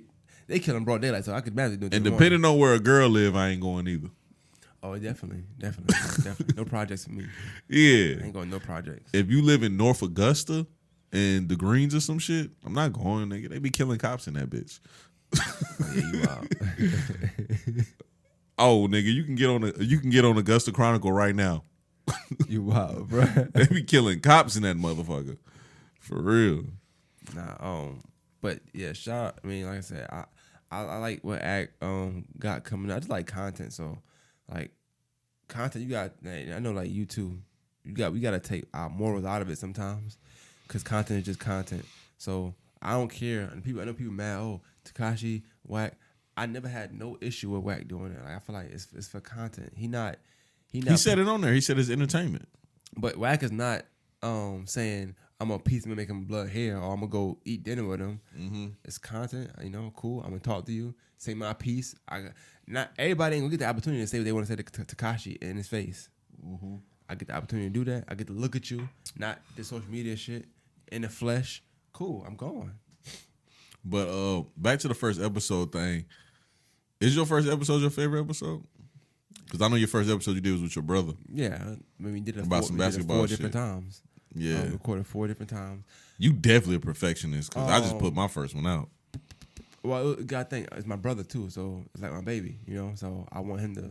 It wasn't that I didn't do nothing right. I felt like he wasn't answering the question the correct way sometimes. So I want him to be right too, you know. But nah. I won't say it's my favorite, but it's not, I never forget it. Was he talking about where he was going to school? Going to Cal. We made a decision to go to Cal. We talking about that. So what? It was a question you was asking him. You didn't want him to say it in a certain way. I wanted him to, just like I told you how artists should do podcasts because they're not trained in media. Athletes should do more interviews because they're not trained in media. Okay. He was talking like a high school student, and I needed him to talk like somebody that was going to Cal, Berkeley at that. So yeah, and now he talks better now. Like doing podcasts, and he got better and better at it. He knows to explain certain things, elaborate on certain things. Like me and you, we just stayed about almost 15 minutes on this topic of Act, and we didn't have no notes of what to do. We just talked. Mm-hmm. Like, I needed that from him. I ain't need. Oh yeah, I like it. Blue. He was being Blue. Okay. I needed him to be Don. So. You know the funny thing about Blue? He never gets better. Blue, let me tell you. Go back and listen to my first episode tonight. It's the thing about Blue. I'm gonna tell you. Blue only talks about topics he wants to talk about. Correct. Like, and I mean, I'm the same way, but he do it in a different way. Like I ain't want to talk about the whole thing with the guy earlier, but I could have a conversation about it still.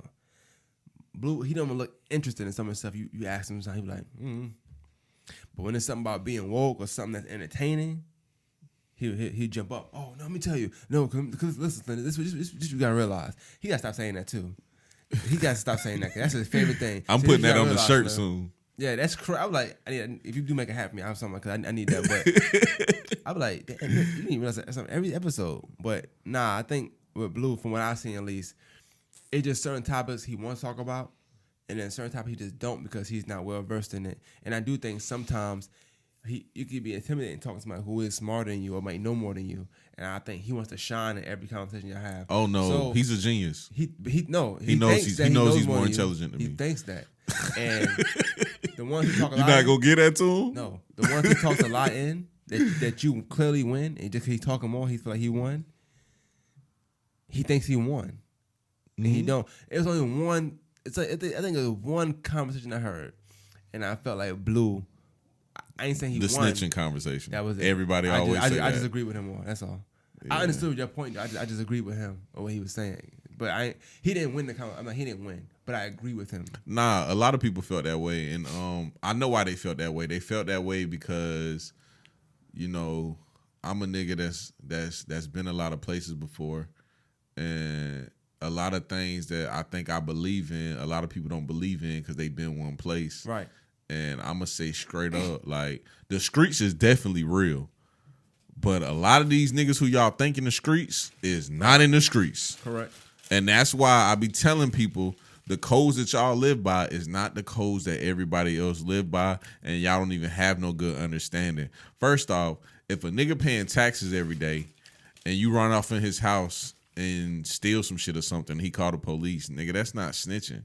Like, I just had a interesting conversation last night with Benny Hunter, and we was talking about snitching. And it's crazy because the situation we was talking about definitely was somebody that told some shit. But how he feels about it and how I feel about it is just two totally different things. Like, I'm not to the point where I just don't respect a nigga completely because he snitched. Is that person alive? They told you? Yes. Oh, okay. I'll tell you off camera. I definitely can't say this on camera. But I'll tell you off camera. But honestly, dog, I think it's weird and I do think it's fucked up. But I'm not on some like, oh, I can't never even be around that person. He did some shit like that. And to be honest, it's not even snitching to me. And I couldn't tell him that because he was passionate and yelling and screaming. This is the thing. This is the thing right here. Everybody, when you're young, you do a lot of dumb stuff. Mm-hmm. So it makes sense why we believe in that so much when we're young, because any given day, I'm doing something that can possibly land me in jail. So if you had a snitch tag on you, I'm not gonna hang around you. I'm gonna despise you because you can get us jammed up or get me jammed up, whatever. Correct. Fast forward, niggas is grown now. Okay, some niggas not even in the street. Never was in the street in the first place, but definitely not in the streets now. That's my biggest argument. You know that, right? That's my biggest argument. A snitch to me right now. If somebody told me, "Hey, that's why he's a snitch," I'm like, "Damn, that's crazy." It won't stop me from speaking to this person. Mm-hmm. It won't stop me having a conversation with this person. Do I want to hang around the person? I mean, I'm not gonna just willingly go. But if it was something that it was just genuine, I don't do nothing illegal because it has nothing to do with you, right? Yes, I don't give a fuck. I don't care if it was my mans or people I'm cool with. Or like if I was in a gang and it's like it was a gang, that's I can understand that. But which is another thing too. Like if people in the gang, they're not active. They just saying, they just screaming out. I don't want to get into that. But we'll be here all fucking night. What it be. You know, I start. You want to get to the music scene for real? Got some music scene for real? But anyway, I feel like just like anything,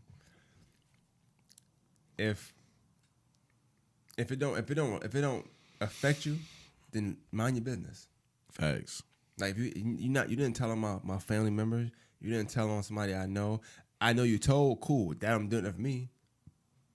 It ain't like it don't do nothing for me. I'm not in the streets. I'm not doing that. If I was in the streets, then I can understand that because now I gotta watch you because I'm doing something and you could possibly get me jammed up. But people that be caring about snitching don't even do nothing to somebody can snitch on you for anyway. So why are you so passionate about it? Why do you care so much? Why you can't go hang out with the person because they told on that person? Why can't you? Like, give me a reason why. And they can't give you no reason. They just saying that. But I'm not saying do what you want to do. Like, I can't tell my bro. Niggas be too street for me too. Like I'll be like, bro, but they don't be street though. Relax, bro. You know what I'm saying? You know what? I say this. I got friends like that too.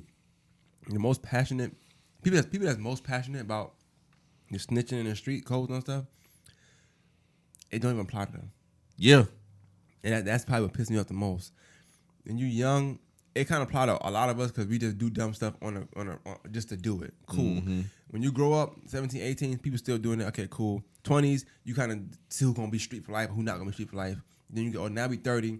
You still in the streets, all right, cool, that's on you. I can see you living a certain way. I don't live that way. He told on you, all right, cool, man. You got to handle your business. When you see bro, him. I be saying this, and this what I be saying about the music shit, because you be like, I only listen to people that's about what they talking about, right? I apply that to like life, like, and I mean my argument about it. Uh-huh. Like, I don't care about it in music, and I don't care about it in life neither. Like, niggas put so much emphasis, and they think it's so cool for a nigga to be street. I just said it last night. I was talking to a female, and I said, I ain't even know bitches thought Jewels was cute when we was young. And then I seen that they thought he was cute, because when I was young, for some reason, I didn't think girls liked street niggas, because girls used to call me a street nigga even though I wasn't. They used to call me that, and like some girls didn't want to fuck with me because of that. So I was like, oh, girls don't like street niggas. You know what I'm saying? Even though, now I'm older and shit, and I'm like, oh, they do like street niggas. I went to a fucking white school. You know what I'm saying? I think that I can understand your point. I think music is music. You like what you like, but I think for me, I just can't enjoy it. No. I just can't enjoy it myself. I'm just speaking on the fact that like niggas be putting so much emphasis on who's street, who not street, and it's like, who gives a fuck? Yeah. The thing is, do you really care? This is the thing about the streets, right? Now I had to come to this realization. Like maybe last week I watched some interviews. I went to rabbit hole interviews. You know how that go? Be artists and stuff like that. No matter how street a person is or ain't, I guarantee you, it's somebody from that person's neighborhood or that person's city that feel like that person isn't street. Yeah. And they're gonna try to come up off that. So now if you going off the internet and all that stuff, right, you gotta choose who to believe. Whether it's this person or the person that's coming for them. And they both can be talented, whatever, right? I'm just saying to say, like, no matter how gangster you look, that person can really be gangster, and that person can really be gangster. He just probably feel he more gangster than that person. So it don't that whole street stuff. It don't matter. It don't matter as far as like ranking them. You can't rank who's street. Like Jeezy and Gucci, who more street? He killed this person. He did that. It don't really matter. What matters is like I be more caring about who more of a man. That's all I care about. Yeah. You know what I'm saying? Like who carry themselves more manly. That's what matters to me at this point in my life. And shout out the NBA takeoff, because every time I hear that phrase, his image just pops in my head. Like, I was talking to my homeboy Chuck the other day, and he was like, I'm a man before anything. I said, damn, that nigga Takeoff was on to some shit. Yeah, shout out to Takeoff, man. That's probably one of my favorite interviews on Maine and Slim, bro. I was about to ask you too. What's your favorite podcast you did on More Than Master? What's your favorite podcast you did on Maine and Slim? I can't really pick More Than Master. It's just too many, bro. Man, you got to pick. At least give me like a top 3. I know you can do top 3. Top 3. Normally niggas ask top 5, and I only want 3. Jesus Christ, bro. Maine and Slim though, I definitely say NBA Takeoff. NBA Takeoff definitely my favorite. My favorite one. Believe it or not, maybe it's people I like too. I don't know, it could be people, but I love the Karen Gordon one we did. Mm-hmm. A third one, Jesus Christ. Damn, we did. Now I think we do got a lot of interviews. Jesus. I like the Money Main Shane one. I like that one. It's a lot of controversy around that, so it's kind of hard to pick that one because it's like I'm saying I like nigga diss and Jip, but it ain't got to do with him diss and Jip though. the third one is, I'm sorry people, my third one is the one that I messed the audio up on. Like, that's my favorite one ever. That was a good one too. That's the one that I felt like we was, even though we was in the same room, it just felt like it felt right. I don't know what it was. Topics, transitions, everything was just like. It was crazy. And I think me and you was arguing about something on that one too. Yeah, I was really mad because I won. That's really pissed me off. This nigga would have counted. It was the Tupac. I don't think you won. Tupac, Jay-Z. I know you don't think so. You never think you lost, but I think it was like a battle. You know, I had a fire Tupac take on my last episode too. Okay. A fire one, and I had a fire Tupac take on that one. You did. My rebuttal was crazy though, but. And I could tell my brother because Juan too, I think he didn't say nothing. I said, yeah, I must have won that one, but it was all good. Nah, you ain't get me on that shit. We got to go back and goddamn listen to that shit. We got the files. And More Than Masters, I mean, damn, bro. I've been doing it for a long time. It's hard to really. I don't know how many years you in now, because I think I'm at like year 3. I started in 2016. You got to be at like 6. Yeah, I started in 2016. April 2016. You were year 5? Yeah. So you have been doing this shit 2 years before me. That's a long ass time. Yeah, I couldn't tell you, bro. Tyrus Tim was one of my favorite ones. Definitely one of my favorite ones. Do you know why I like that episode? My favorite one too. I like that episode because I think it's so hilarious when gay people drop F-bombs. That shit's funny as fuck. I love that shit, bro. Cause it's like they know that shit ain't that serious, but for some reason, everybody thinks it's like just this huge deal. I don't know. That shit just funny as hell. What else though?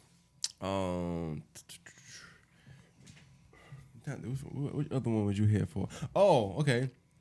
Yeah, so Tyrus Tillman, Miss Kim. Oh, I like that one because like that was the first one I ever had where I had to feel like I had to. You ain't gotta say no recent ones. You can go all the way back. I know, but I ain't going back though. You get better as time go on. You know what I'm saying? Yeah. So, how you feel about? Oh nah, I'm gonna ask you this question after you say your third one. My bad. The third one is probably I don't know, bro. I'm just picked up. I don't know. I ain't got a third one. I can't pick right now.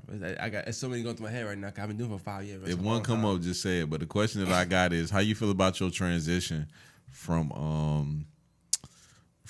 audio to video creatively?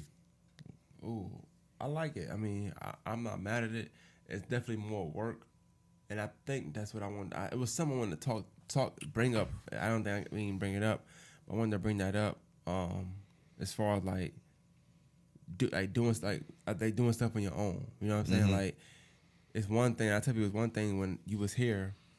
The reason our podcast is how it was too, because I tell you right, I was in a room on the podcaster. I couldn't really bomb. It's like as a rapper. You want to rap.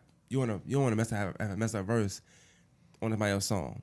So every time we were doing it, it's almost like a collaboration. Anyway. So then now, no podcast in there. Now the pressure on. I gotta make sure I keep the same content up, even though you're not here. You know what I'm saying? So and that go back to the people that can beef and thing, because we always around each other. Because if you want to do Maine and Slim, you're doing more masters, and if everyone needed you to be there. But the transition it's definitely it's tough because I don't do intros so like I used to do. So I don't curate the audios no more. But I was talking to somebody the other day and they said you should get back doing it. So I'm gonna do it anyway just to get back to doing it.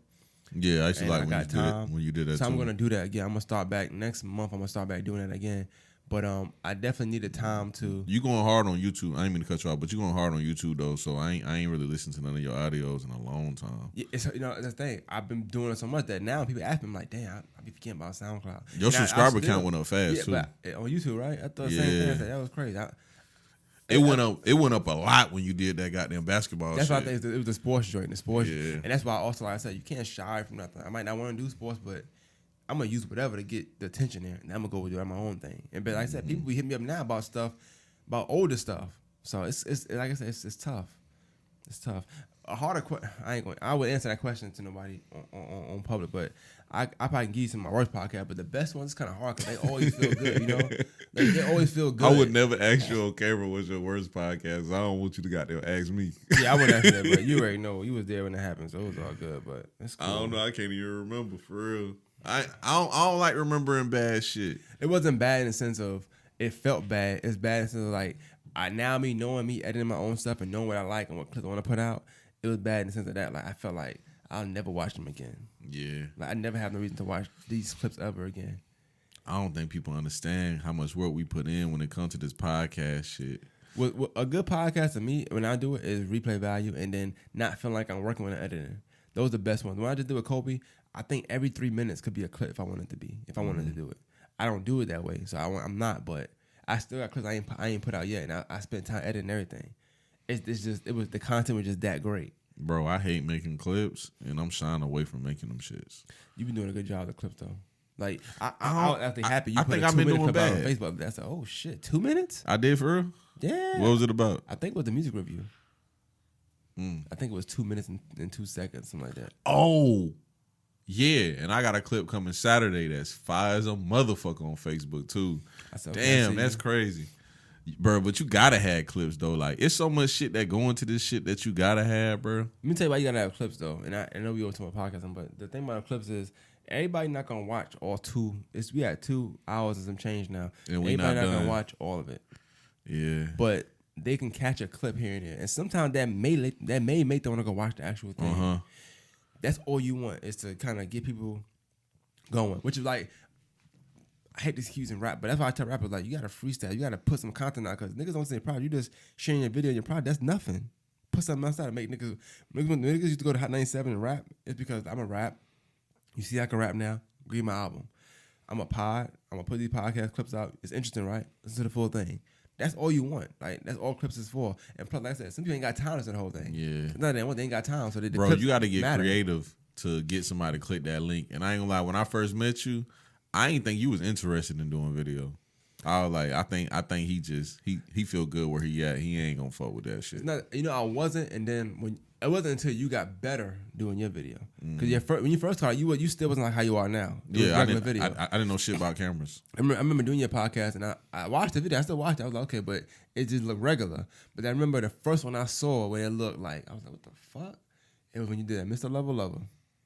Oh yeah, I had just got my camera, and I finally had got good. And I think from then on, I was like, all right, hold up. And then you start putting more. I said, okay, this looked like something I'm interested in doing. But I said, by the time I actually talked to you about it, you were so good at video that it was like, no, you do it.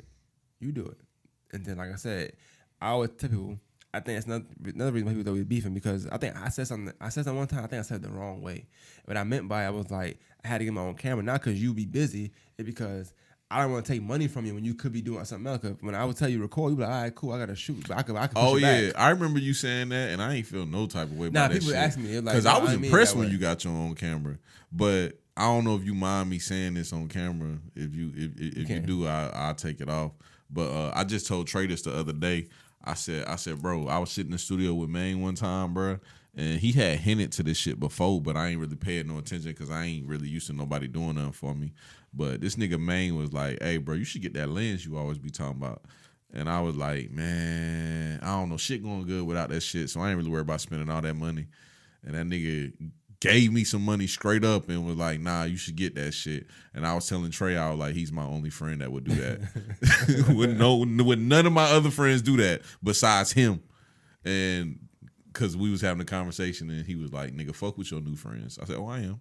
I said, I already told y'all I like Maine more than y'all. That's how I always am, bro. Like, and I would do it again. Like, my thing is always, if it ain't better, let it be better, bro. Like, the better you are, the better I can get. Yeah. You don't withhold game from me or any kind of information. Yeah. So, I was telling him though, because I was talking about my photography business, and I was like, I ain't gonna lie, I would always have to goddamn salute Maine for where I'm at, because goddamn, if it wasn't for me getting that lens, I wouldn't be where I'm at right now. Like, that shit turned me up to another level, and I wasn't really gonna do that shit at the time, but sometimes you gotta take that leap of faith. Like, right now, I'm like, I need another camera, and I think I'm still nervous about jumping out there. You know what I'm saying? You gonna sell that one? I'm at. Nah, I'm gonna keep that one. I'm gonna always keep that one. That was my first camera. Ain't nothing wrong with that. Yeah. But I know we've been in this bitch forever, though, so let's go ahead and do the sports topic last. Bro, I be feeling like I'm copying Joe Budden when I do sports topics last, but Blue be fucking up the fucking sports topic, so I gotta do them bitches last. Yeah, but a lot of time you talking sports, it's mainly basketball sometimes, and Blue don't know shit about basketball. He don't know shit about football. He just played. He was really good at when he played it, from what I understand, but nah. He was okay. Bro, you told me he was going to the league, so that's why I always say he was pretty good. Oh, no, I ain't say that. But whenever you get bored, go to Augusta Chronicle and type in his name. They have an article about him. His name is Jontavius Williams. They have an article about him. I never knew his name. I thought his name was Car Guy. Bro, go on there and read the article. All right, fuck it. I'm going to spoil it for y'all. So press pause right now if y'all don't want to hear about this. And I know I got to get Maine the fuck out of here, so let me make this shit goddamn fast. Bruh, they did an article on Blue. And I forgot what it's called. But they did the article, and basically it's supposed to be about the recruiting process and how it can be tedious. It's Jon. And how it could be tedious, right? Type in Jontavius Williams, Augusta, Georgia. The article is about how the recruiting process could be tedious. And let me get to the fucking point, because I can't stop laughing. They shitted on Blue the whole fucking article. There it go right there. Recruiting paths can be a rocky road, bruh. You want to read some of it or not? Yeah, we can read some of it. All right, it says, for as long the as worst part is at the bottom where the coaches shit on him for real. There it go. There it go. Now go on some. There it go. Right. Coach Chris Hines said. All right, Coach Chris Hughes said North Greenville has shown interest in Williams, but so far has yet to offer a scholarship. Players like Williams can often become frustrated with the complex process that comes with recruiting. It isn't science. In fact, it's far from it, coaches say.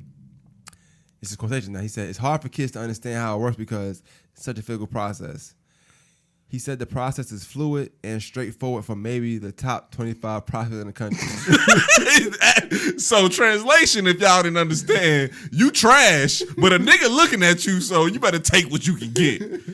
And it's another part where it says Hughes reminded Williams during the season not to take plays off.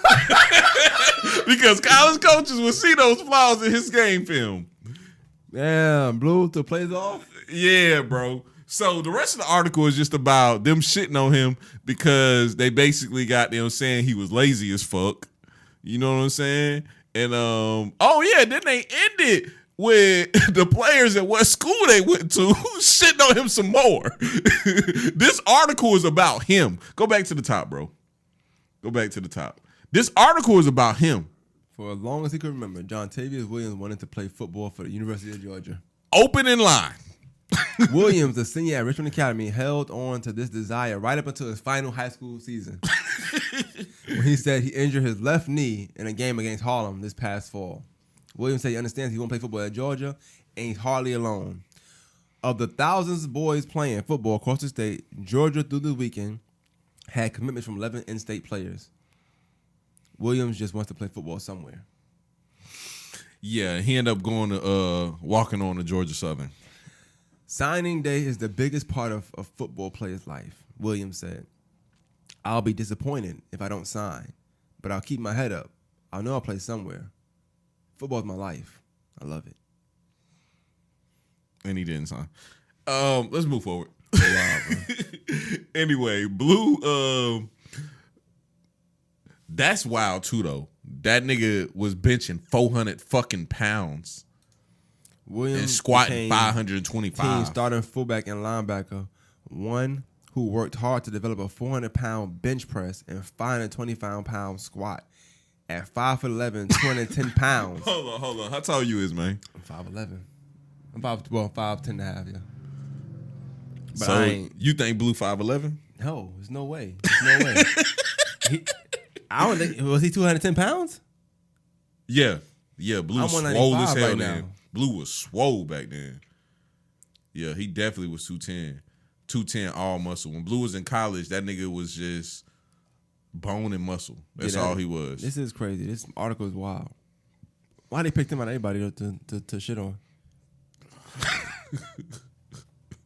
Bro, I don't have an answer. It's a pretty shitty article though. It's not. Yeah, it's pretty shitty. Like, I'm not shitting on him. It's just they did it. Yeah.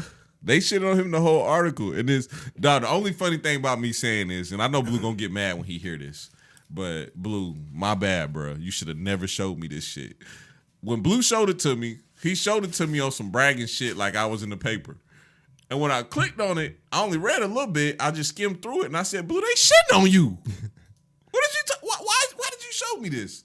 They're fucking shitting on you, bro. Damn, Blue, you gotta pay them folks their money so they can get your information offline, bro. They got your phone number on this bitch and everything. Oh, yeah, that's wild. And your address. That's his address too. That's crazy. Yeah, that's some wild shit there. But yeah, damn, that's the everywhere. old one. I know. Everywhere. That's the old one. Pay them folks, man. That's his mama address. Yeah, that's his though. His old one right there. But take you, Google you. But let's move forward to the sports takes. I know Blue gives horrible sports takes. Oh, but you ain't answer me though. You be feeling like that's some like copying Joe Budden shit. No. Okay.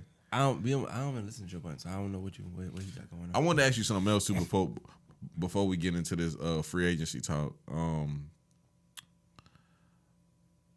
what made you start doing the freeform and podcast things? Because you always told me you hated them shits and you only like the interviews. I don't like doing them, but I also am not going to just interview anybody, and I'm trying to get a feel for when people ask to come on. Not everybody is for this background. This background to me gonna mean something. So everybody not for that. It's gonna be an interview. Yeah. But out there is just some random shit I want to do. So I'm still utilizing whether I'm gonna use the. Oh, so you using it as just a different setting, different room. Okay, that's all. Yeah, just I've been trying to try to do that though. I just didn't want to test it out or nothing. But these are ways I can test them out. I think you should do shit like that on the regular though. I'm trying. That's what I'm trying to do. Yeah, like just I got the dude Forrest brought on here, the white guy. I'm coming over with Eminem probably tomorrow. I'm gonna do it out there like I did one. So I'm gonna try to do that tomorrow. But you know, I like that. Keep working, I like that form of podcasting. Like it's whenever cool. You do that, I watch the whole thing as soon as that bitch drop because you know that's just that's also my style. The goal I'm having is to appease anybody and everybody if I can, just the way I want to do it. That's all. So if it works, it works. If it don't, it don't. But it's something to do. You know, I'm up here all the time anyway. So if I'm not editing, I want to be recording. Yeah. I can't come here and edit if I don't have nothing to edit. So the more content I got, the more I can edit. But yeah, free agency, man. Lakers in 4. Yeah, we can wrap that up. Lakers in 4. Nah, Lakers. Do you think the Lakers overstacking the deck though? Nah. I don't think. I'm not a big fan of getting Melo. I feel like Melo's bad luck, but I also feel like you're gonna take what's out there. You know what I'm saying? Melo being out there is like, why not take him? That's just stupid not to. Yeah, I agree. I'm okay with the Lakers. You said free agency. I'm just talking about the Lakers really, but the Lakers. I'm happy with who they got. People were mad about the Westbrook thing, but like I said, Westbrook. I'm not paying Schroeder $150 million. I'm sorry. Oh no, hell no. He can get the fuck out of here. Let me take that back. I'm not saying I'm not paying $150 million.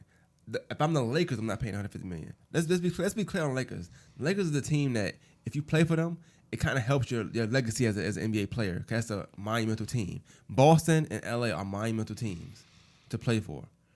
Okay, so Dennis Schroeder is not doing nobody a favor by playing for the Lakers. He didn't show up in the playoffs. You ask for $150 million. No, sorry. Go ahead.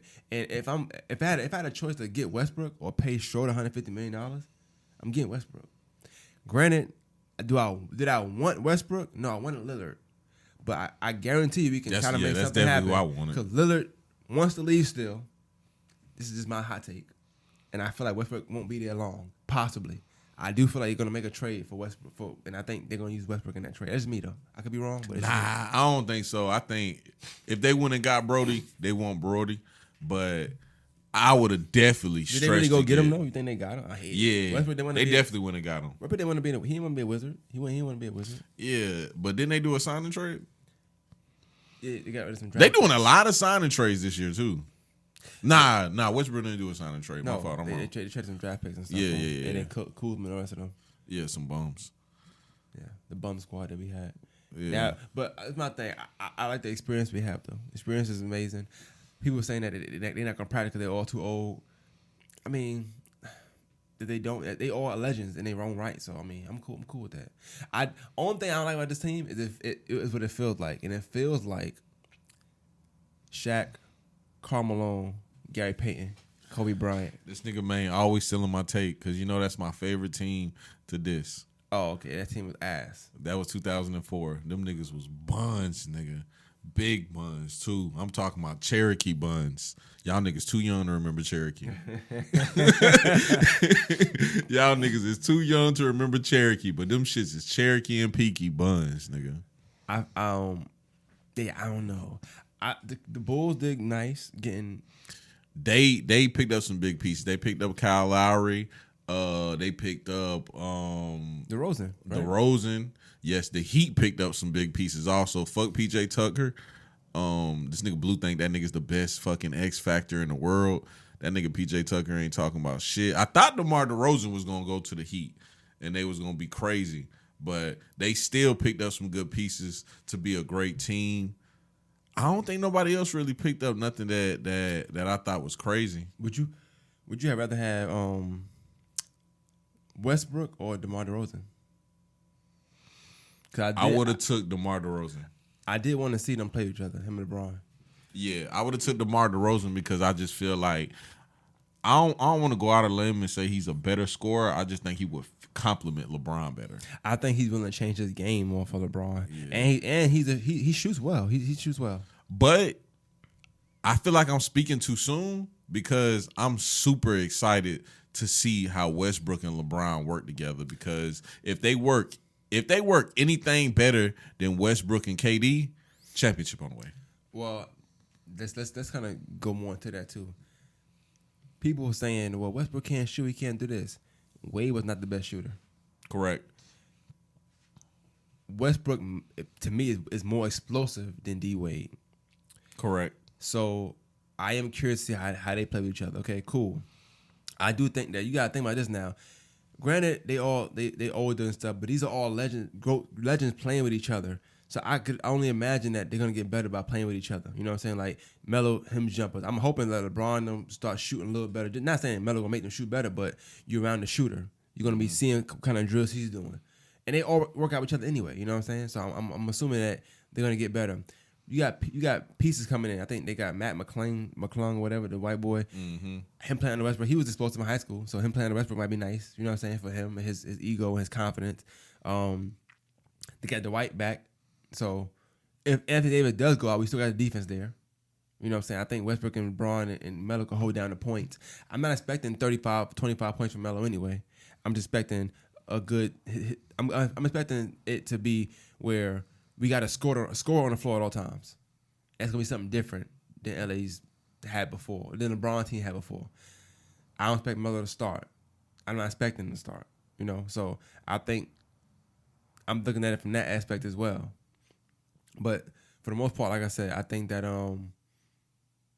I can see this kind of having a Miami Heat kind of feel to it because you got AD still, if he can stay healthy.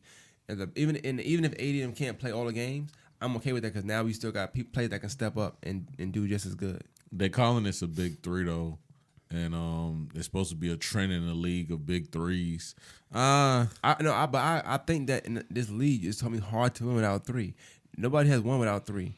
Even just the Milwaukee Bucks, you had I don't know his name, that guy Bledsoe, and then you still got the shooter. I can't think of his name either, but Middleton. Chris Middleton. And damn, you making me forget buddy name too. Antetokounmpo, whatever his name is. Oh yeah, Giannis Antetokounmpo. Giannis, yeah, we call him Giannis. And Drew Holiday. Drew Holiday, there we go. Yeah, Drew Holiday. I'm Drew cool Holiday, with the them one whose three. name I forgot. I'm cool with them three. So like you do need three. Two is not gonna be enough. So and honestly that's the reason why. And I picked the Suns because they were playing nice, they were playing good. But technically speaking, had the Lakers had one more piece, they would have beat the Suns. Mm-hmm. Even with AD. If AD was healthy, they would have beat them. Yeah, so, you know, my thing is you just need to get over the hump because everybody got three. Every team has three. And if you don't got three, you're not competing. I like the direction that basketball is going. It's going to be interesting again. The Hawks is having some issues in their front office. They signed them. They signed 207 mil. 207 mil. With John Collins, they offered him $150 million, and he wants more. He just signed. He got his money, I believe. Oh, he did? Yeah, he got his money. I ain't see that. See, I told you I've been working all fucking day. I don't know if I agree. I think he said he had max player. Yeah, I definitely disagree. John Collins. So they didn't. I think they said they offered him $100 million or some shit, and he had declined he's it. A max player, so they signed him for $125. 5 years, $125. That's pretty good.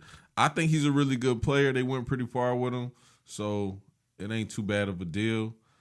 I don't know. Hawks wild out, bro. They spent all that money and I like their team. I would have kept Kent Bazemore though, and they gonna really see because he's gonna do some numbers for the Lakers. He's a good backup point guard. He's gonna step up. They got some good pieces. I think the NBA is gonna be more competitive next year. But I do think the Lakers gonna win the whole thing. It was competitive this year too. It was way more competitive than in the past. Mm-hmm. Any year that LeBron's not playing all the time is gonna be competitive because now it's the open field. And the year LeBron's what you think playing about the Warriors? They'll maybe be an 8th seed, 7th seed, something like that. You think so for real? With Klay Thompson coming back? Yeah, but I mean, unless he's gonna be the same Klay, you know, they made almost AFC with the team they had. Clay coming back would open the floor definitely, but I have to know he's gonna be healthy. I have to see him play. Bro, what you think about Blue's beef with Draymond Green? They twins. That's why he beefing with that nigga? That's what all it is, bro. They're twins. You don't think that shit weird as fuck, though? I'm assuming that maybe Blue didn't get an autograph one day or something at a Hawks game. Waited in the blistering cold for all he just said no. I don't know, but hey, before we get off too, this nigga Blue really don't know who Frederick Douglass is. I don't know if you heard me sneaking that in every once in a while. Yeah, I have. But that's the theme, like in real life. Like every time I see him, I be like, "Hey, Blue, who's Frederick Douglass?" It was just funny. I think he got mad at the end of the podcast. That was funny as hell. When about the women thing, I got a whole clip on YouTube that I didn't put out because I fucked up because I got busy. I'm putting that bitch out. I'm putting that bitch out the same time this come out.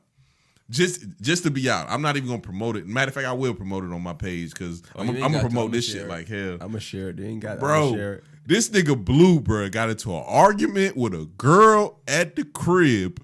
Oh, and let me read you something funny. Let me read you something funny real quick, bro.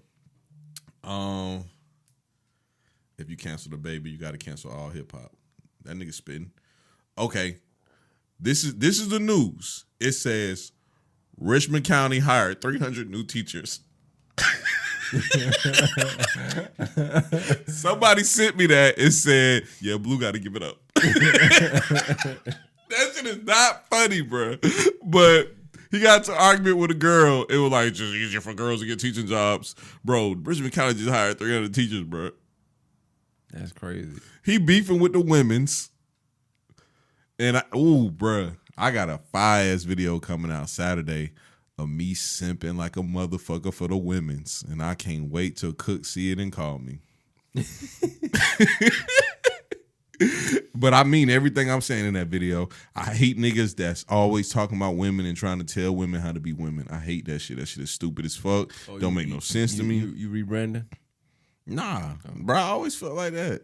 Y'all just say that because I say bitch all the time, and I don't say bitch all the time because I'm doing weddings now, and, you know, I'm recreating my website, so well, I am rebranding. I never thought I'd see that you had BPC. I got to. Now you certified. I got to. Some money, too much money coming up now. You know what I'm saying? Clients is watching the podcast. I'm still going to be the same Slim, but yeah.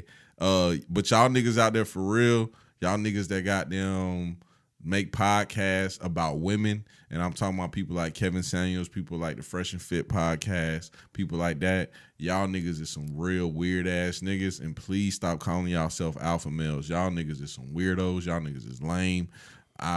Y'all aren't simps. I'm gonna keep it a buck with you. Y'all aren't simps, but y'all men that listen to it though, y'all are worse than them niggas. Why are you listening to another grown ass man trying to tell you how to get women? Bruh, either you gonna get a bitch or you not, bruh. Y'all niggas y'all can't get no women because y'all just some squares. So first time you get a woman, lock her down, put a ring on her finger, eat her booty, do what you gotta do, hold it down, bruh. I'm telling you, bro. Stop listening to these niggas that's not alpha males tell you how to be an alpha male. And being an alpha male is not the best thing in the world. You do not have to be no fucking alpha male. Trust me, it's rough being an alpha male, my nigga. Your friends fucking hate you. They scared of you. Goddamn, they call you asking for advice only to get mad at you. They know they gonna get mad at you when they call you and ask you for the advice, but they gonna do it because they know you're gonna tell the truth and it's gonna be right. Trust me, it's rough, bro. Y'all don't want to be alpha males. Just when your girl yells at you, just say, "Okay, baby, count to 10. Trust me, your life would be easier. I said a lot, didn't I? Yeah, just be a man, bro. That's all I can say. Let the rest follow. Be a man first. Yeah, man. Move to Atlanta. Might not want to do that now. Move to Atlanta. There's like 10 women and 1 man out that motherfucker. Move to Atlanta. Let me know your experience. Don't go to the strip club because they're going to drain your fucking money. Y'all seen Players Club before. Do not go out there fucking with them people, bro. Them people will get on your ass out there in Atlanta. Them women's. Then when you come up for real, they going to set you up, bro. But move to Atlanta. That's all I got for today. What you got? That's it, man. You know. But that's all we got, man. We back, man. We still gonna record the episodes. We ain't talked about it yet, but every other week. I wouldn't mind doing it every week. It's up to Maine for real. Because, you know, I like to stay consistent with this podcast shit. I'm actually disappointed in myself for falling off with doing this shit. But that's why we got a 2.5 hour episode, man. And that's all we got. Yeah. My gift to y'all. Our gift to y'all. Nah, definitely your gift. Because I know you was like, I've been ready to get out of here. Slim the hour mark, been go. Niggas know me, I'm 60 and Swifty, nigga. I don't give a fuck what's left on the table. They got 60-minute mark drop. All right, man, hold down.